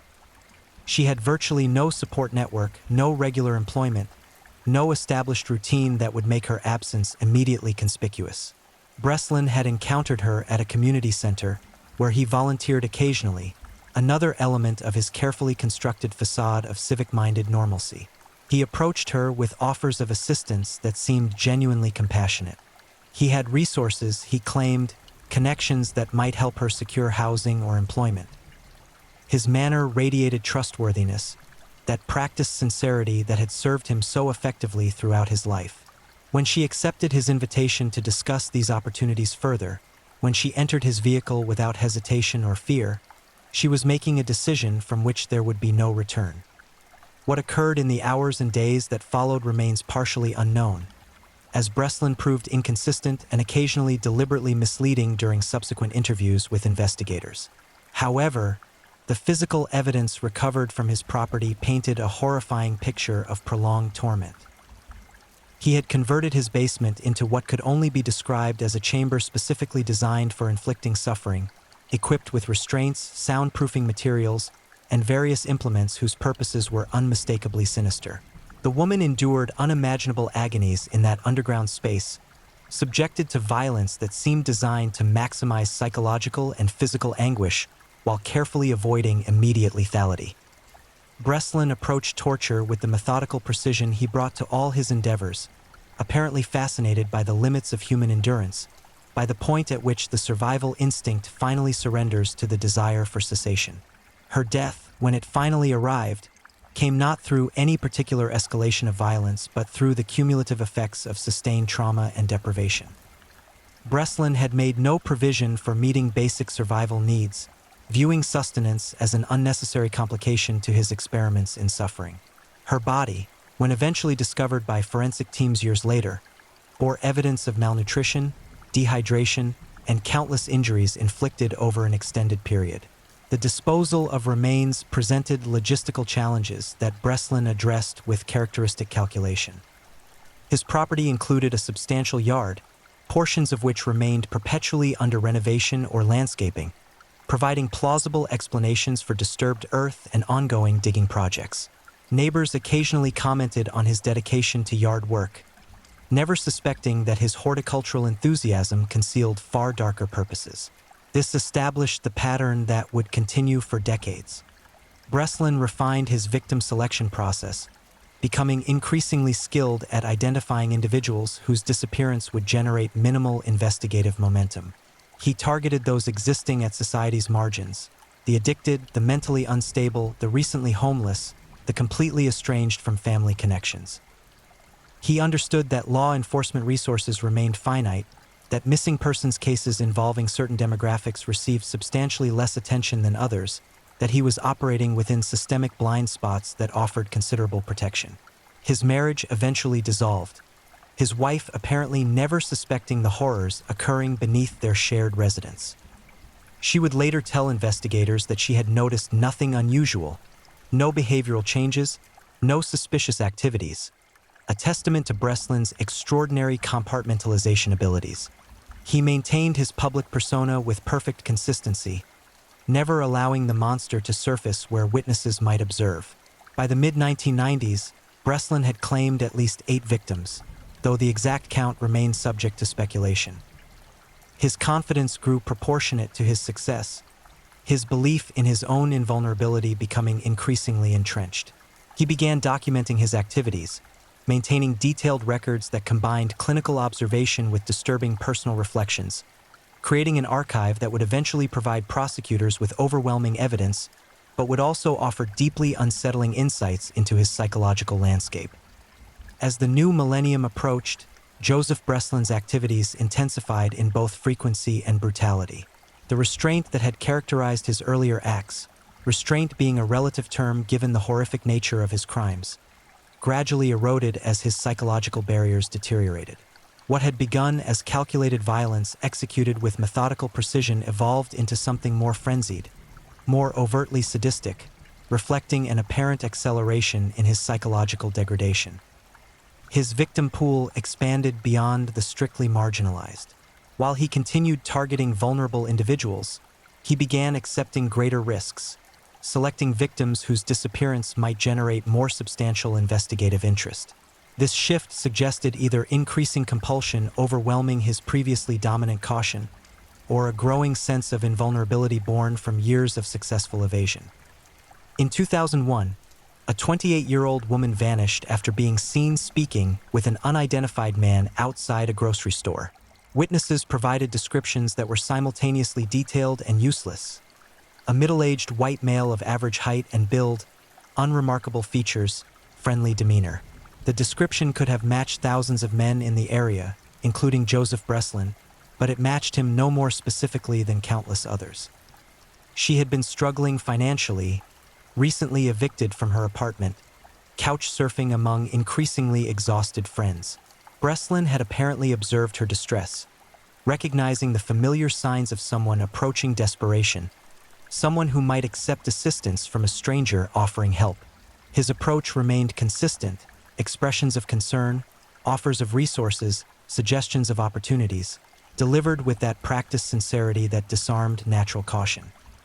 The torments she endured in his basement chamber represented an escalation from his previous acts. Forensic evidence suggested he had expanded his repertoire of inflicted suffering, experimenting with methods that reflected increasing sadism. The duration of her captivity extended beyond his previous timeline, suggesting he was savoring the experience more deliberately, or perhaps that his victim's resilience exceeded his expectations, forcing him to prolong his activities to achieve whatever psychological satisfaction he sought. Her death resulted from massive trauma to vital organs, injuries inconsistent with any accidental cause, clearly indicating deliberate infliction. The savagery evident in the forensic findings disturbed even experienced medical examiners, professionals who had witnessed countless manifestations of human violence but found something particularly chilling in the methodical nature of these injuries. Breslin's disposal methods remained consistent, her remains joining those of previous victims in his makeshift burial ground.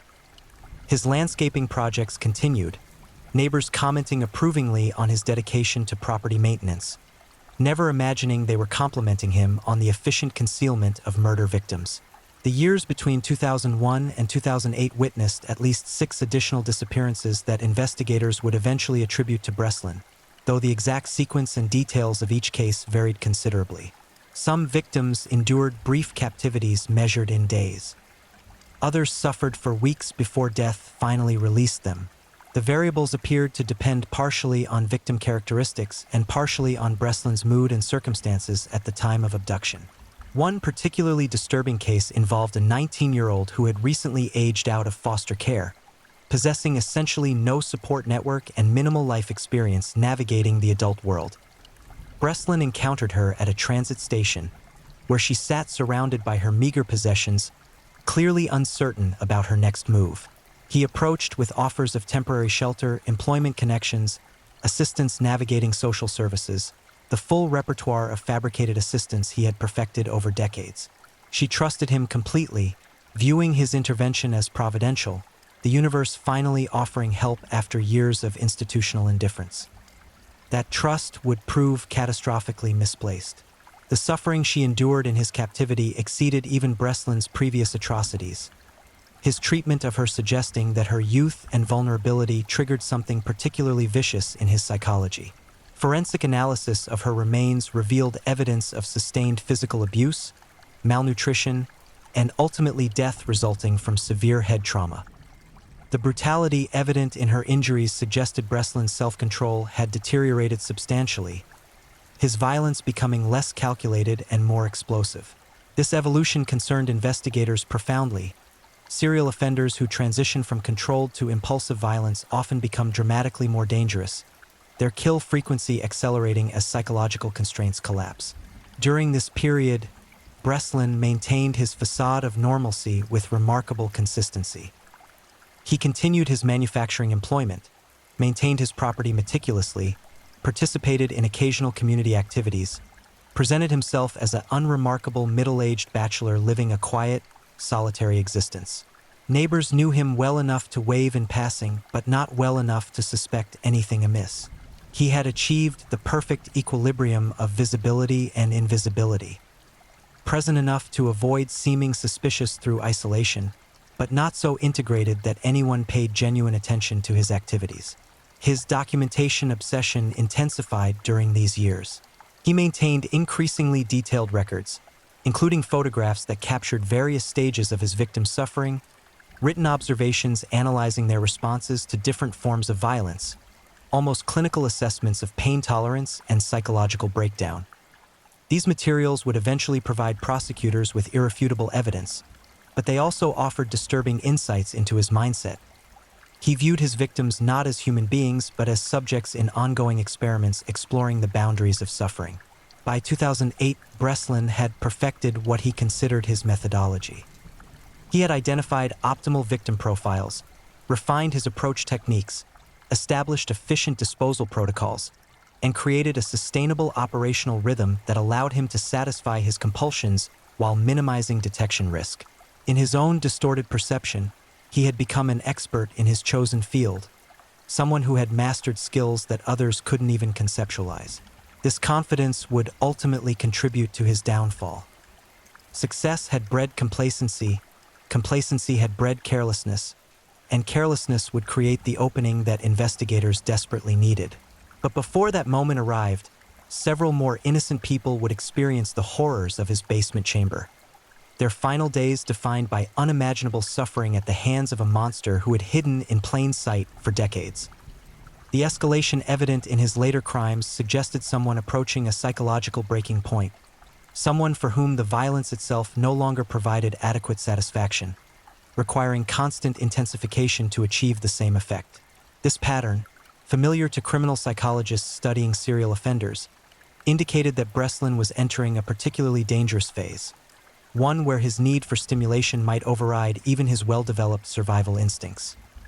The beginning of Joseph Breslin's exposure emerged not from sophisticated investigative work or breakthrough forensic technology, but from the most prosaic of circumstances, a routine building inspection prompted by neighbor complaints about property maintenance issues. The inspector arrived on a humid afternoon in August 2011, clipboard in hand, prepared to document code violations and recommend remedial actions. He had no reason to anticipate that he was about to stumble into one of the most horrifying crime scenes in regional history. The inspection proceeded normally through the main floor and exterior structures. Breslin displayed his characteristic cooperative demeanor, answering questions politely, acknowledging areas needing attention, presenting himself as a responsible homeowner committed to addressing any deficiencies. The inspector noted several minor violations, but nothing suggesting anything more serious than neglect of routine maintenance. Then came the request to examine the basement, a standard component of comprehensive property inspections. Breslin's demeanor shifted subtly, not dramatically enough to trigger immediate alarm, but sufficiently that the inspector registered a change. There was hesitation, a momentary tension around the eyes, before Breslin offered a series of reasons why basement access would be difficult. Storage issues, a problematic door mechanism, concerns about lighting adequacy. The inspector, experienced enough to recognize evasion tactics, insisted politely but firmly. Code required examination of all habitable spaces, basement included. After a prolonged moment during which some internal calculation occurred behind Breslin's eyes, he acquiesced, leading the way to the basement access door with obvious reluctance. What the inspector encountered in that underground space would haunt him for the remainder of his life. The chamber Breslin had constructed bore evidence of its true purpose with unmistakable clarity. Restraint mechanisms attached to structural elements, suspicious staining on concrete surfaces, implements whose purposes were transparently sinister, and an atmosphere of accumulated suffering that seemed almost tangible in the stale air. The inspector's immediate reaction reflected his professional training. He maintained composure, thanked Breslin for access, completed his inspection with hands that trembled slightly but kept writing, and departed the property without indicating that anything unusual had registered. Only after reaching his vehicle and driving several blocks did he pull over and contact law enforcement, his voice shaking as he described what he had observed. The investigation that followed moved with remarkable speed once authorities recognized the potential magnitude of the situation.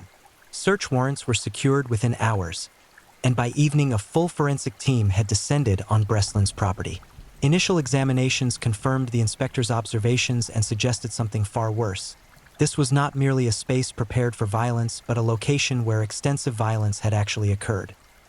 Breslin was arrested without incident, his demeanor during apprehension striking responding officers as disturbingly calm. He offered no resistance, made no statements, simply complied with all instructions with the same cooperative attitude he had displayed throughout his life. That mask of normalcy remained firmly in place even as his world collapsed around him. The forensic examination of his property extended over several weeks, each day revealing new horrors. Ground-penetrating radar identified multiple areas of disturbed earth in the yard, locations that subsequent excavation revealed as burial sites. The first set of remains was discovered within 24 hours of beginning excavation, skeletal material interred in a shallow grave beneath what had once been a flower bed. As the dig progressed, the count climbed with sickening regularity. 2 bodies, 3, 5, 8. Each discovery confirming that Breslin's activities had extended far beyond even initial worst-case estimates.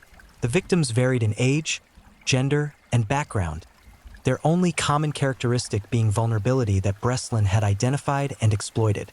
Forensic anthropologists worked meticulously to extract and analyze each set of remains, searching for evidence that might establish identity and cause of death. Many victims had been underground for years, their remains significantly deteriorated, complicating identification efforts. However, certain factors, dental records, healed fractures, distinctive anatomical features, eventually allowed investigators to attach names to most of the recovered bodies. Simultaneously, examination of Breslin's home yielded his extensive documentation archive. Investigators discovered journals spanning decades, photographs cataloging his crimes with disturbing thoroughness, even video recordings capturing portions of his victims' suffering. The material was simultaneously invaluable for prosecution purposes and psychologically devastating for those forced to review it. The content of these materials revealed the depth of Breslin's depravity with nauseating clarity. He had documented torture sessions with clinical detachment, describing victims' responses to various forms of violence as though conducting scientific research. He had photographed injuries with the thoroughness of a medical examiner, creating visual records of escalating damage. He had apparently viewed his activities through a lens of intellectual curiosity rather than recognizing them as monstrous acts of violence against innocent human beings. Victim identification efforts gradually connected names to remains, allowing investigators to notify families who had spent years wondering about missing loved ones.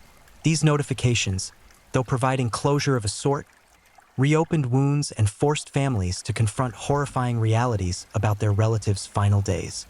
The grief was compounded by knowing that suffering had been not merely fatal but prolonged and deliberately inflicted. As the full scope of Breslin's crimes became apparent, the community he had inhabited for decades struggled to reconcile the monster revealed by evidence with the unremarkable neighbor they thought they knew. How had this occurred without anyone suspecting?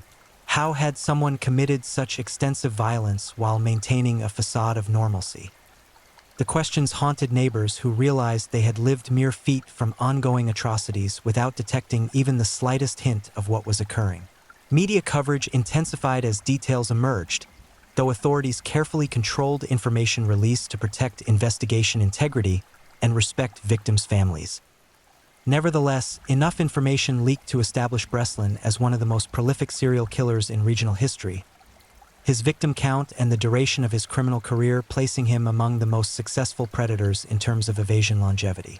Breslin himself remained silent during initial stages of the investigation, invoking his right to legal counsel and declining all interview requests. His attorney, recognizing the overwhelming nature of evidence against his client, focused efforts on avoiding death penalty consideration rather than mounting any serious defense against the charges themselves. The documentation Breslin had so meticulously maintained had effectively eliminated any possibility of claiming innocence. The final victim count reached 17 confirmed deaths, though investigators suspected additional victims might exist whose remains had been disposed of through methods that precluded discovery, or who had been killed earlier in Breslin's criminal career before he established his property burial ground. The 17 confirmed victims spanned ages from 19 to 56, representing diverse backgrounds unified only by their vulnerability and Breslin's ability to identify and exploit it. The legal proceedings against Joseph Breslin commenced in early 2012, though the term trial seemed almost misleading given the inevitability of conviction. The evidence against him was so overwhelming, so thoroughly documented through his own compulsive record-keeping, that the defense strategy focused entirely on mitigation rather than disputing guilt. The question was not whether Breslin would be convicted, but what form his punishment would ultimately take. The prosecution assembled a case that methodically detailed each confirmed murder, presenting forensic evidence, documentary materials, and expert testimony that painted a comprehensive picture of decades of predation. Survivors' family members attended proceedings in force, their presence serving as constant reminder of the human cost of Breslin's actions. The lives destroyed not only through murder but through the prolonged grief and trauma inflicted on those left behind. Breslin's demeanor throughout the proceedings remained consistent with his lifelong presentation: calm, composed, giving the appearance of engagement while maintaining emotional distance. He showed no visible remorse, displayed no emotional reaction to graphic descriptions of his crimes, seemed almost intellectually curious about the prosecution's case construction rather than disturbed by revelations about his own actions. This effective flatness disturbed courtroom observers profoundly. Serial killers who display obvious sadism or rage, while terrifying, at least conform to understandable emotional frameworks. Breslin's clinical detachment, his apparent view of his crimes as morally neutral activities worthy of documentation and analysis, suggested a psychological architecture fundamentally alien to normal human experience. Psychiatric experts testified about Breslin's psychological profile, attempting to provide framework for understanding his actions. Diagnoses included antisocial personality disorder with psychopathic features, sexual sadism disorder, and various other classifications that attempted to medicalize behavior that seemed to exceed standard diagnostic categories. The experts agreed on certain fundamentals. Breslin lacked empathy entirely, experienced no genuine emotional connection to other human beings, viewed people exclusively as instruments for satisfying his needs.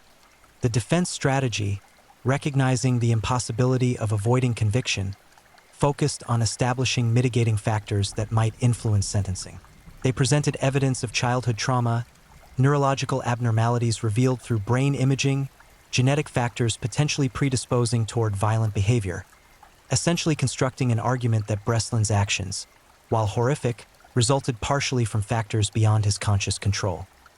The prosecution countered effectively, pointing to Breslin's obvious capacity for behavioral control in other contexts, his decades of successfully maintaining a law-abiding facade, his methodical planning and evidence concealment efforts.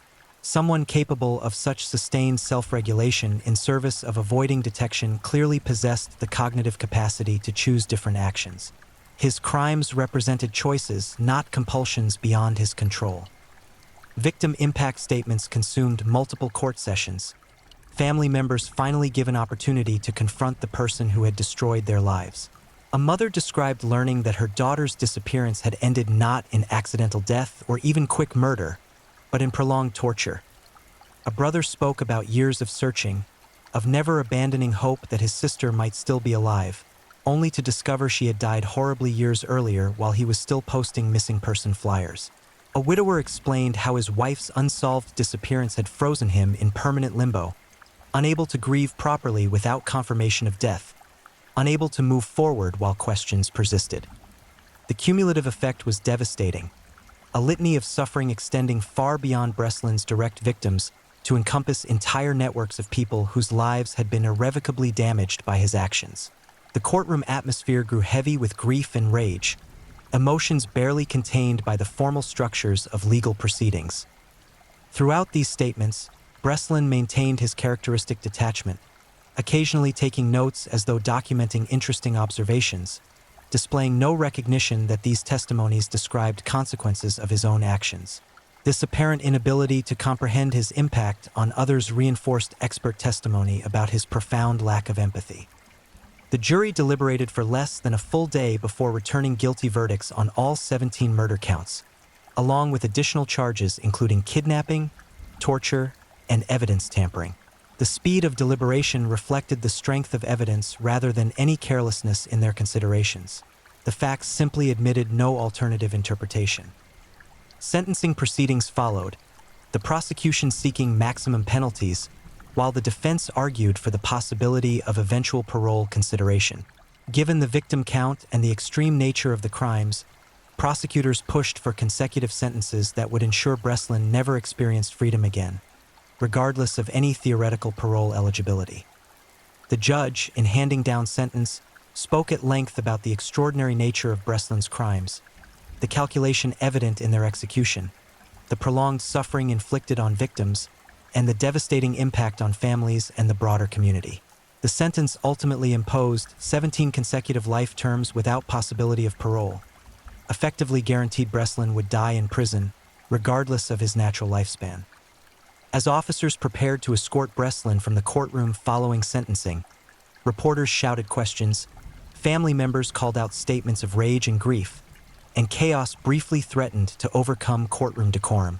Through it all, Breslin maintained his calm demeanor, offering no response, no acknowledgement, no indication that the proceedings had affected him in any meaningful way. The aftermath of the case extended far beyond the courtroom conclusion. The community where Breslin had lived for decades struggled to process the revelation that such extensive violence had occurred in their midst without detection. Property values in his neighborhood declined temporarily as residents grappled with living near a former crime scene of such magnitude. Some neighbors eventually moved, unable to remain in homes that now carried associations with proximity to horror. Breslin's property itself became subject to extensive legal proceedings regarding its disposition.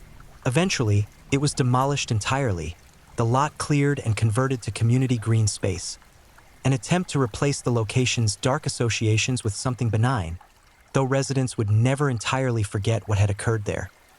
The investigation prompted broader examinations of how serial predators successfully evade detection for extended periods, leading to reforms in missing persons investigation protocols and improved information sharing between jurisdictions. Breslin's case joined others in highlighting how certain victims, those lacking strong family connections, those struggling with addiction or mental health issues, those living at society's margins, receive substantially less investigative attention when they disappear, creating opportunities for predators to operate with relative impunity. Families of victims pursued civil litigation against various entities they believed shared responsibility for failing to detect Breslin's activities sooner, though these efforts met with limited success. The legal system, while acknowledging systemic failures that had enabled Breslin's extended criminal career, proved reluctant to assign liability to entities not directly involved in his crimes. Breslin himself adapted to prison life with the same unremarkable competence he had displayed throughout his existence. He caused no disciplinary problems, participated minimally in available programs, maintained his pattern of existing on the periphery of institutional social structures. Fellow inmates generally avoided him once his crimes became known, the prison hierarchy placing child victims and torture killers near the bottom of its informal status system.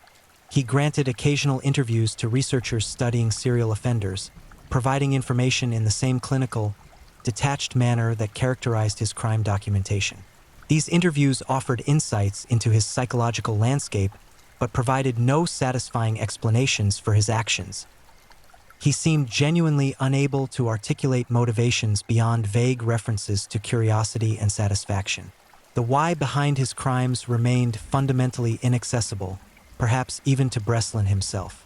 Years passed, media attention gradually shifted to newer cases, and Breslin faded from public consciousness except among those whose lives he had directly affected. For victims' families, the passage of time brought no real closure, no diminishment of grief, merely a dull acceptance that their loved ones were gone and that understanding why would forever remain elusive. Joseph Breslin remains incarcerated as of this writing, now elderly, his health declining, approaching the end of a life defined by the suffering he inflicted on others. His eventual death will likely generate brief renewed media interest, followed by final disappearance from public awareness. His victims, however, are gone forever, their absences permanent voids in the lives of those who loved them, their final days defined by horrors that those of us fortunate enough never to experience such evil can barely comprehend. The case stands as grim testament to human capacity for sustained violence, to the possibility that monsters truly do walk among us wearing masks of normalcy, and to the tragic reality that our systems for detecting and stopping such predators remain imperfect despite our best efforts. Joseph Breslin's legacy is measured in graves, in broken families, in a community's shattered sense of security, and in the uncomfortable knowledge that evil does not always announce itself with obvious warning signs. Sometimes it simply knocks politely at the door and waits patiently for you to let it inside. Thank you for watching and being part of this dive into the dark and fascinating stories that keep us all on edge. If you enjoyed the ride, remember to like, subscribe, and share with others who crave a good mystery. Tell us where you're watching from. I love knowing where in the world our true crime family is tuning in. Your presence means a lot. Until next time, stay safe, stay curious, and keep digging into the shadows where truth and mystery meet.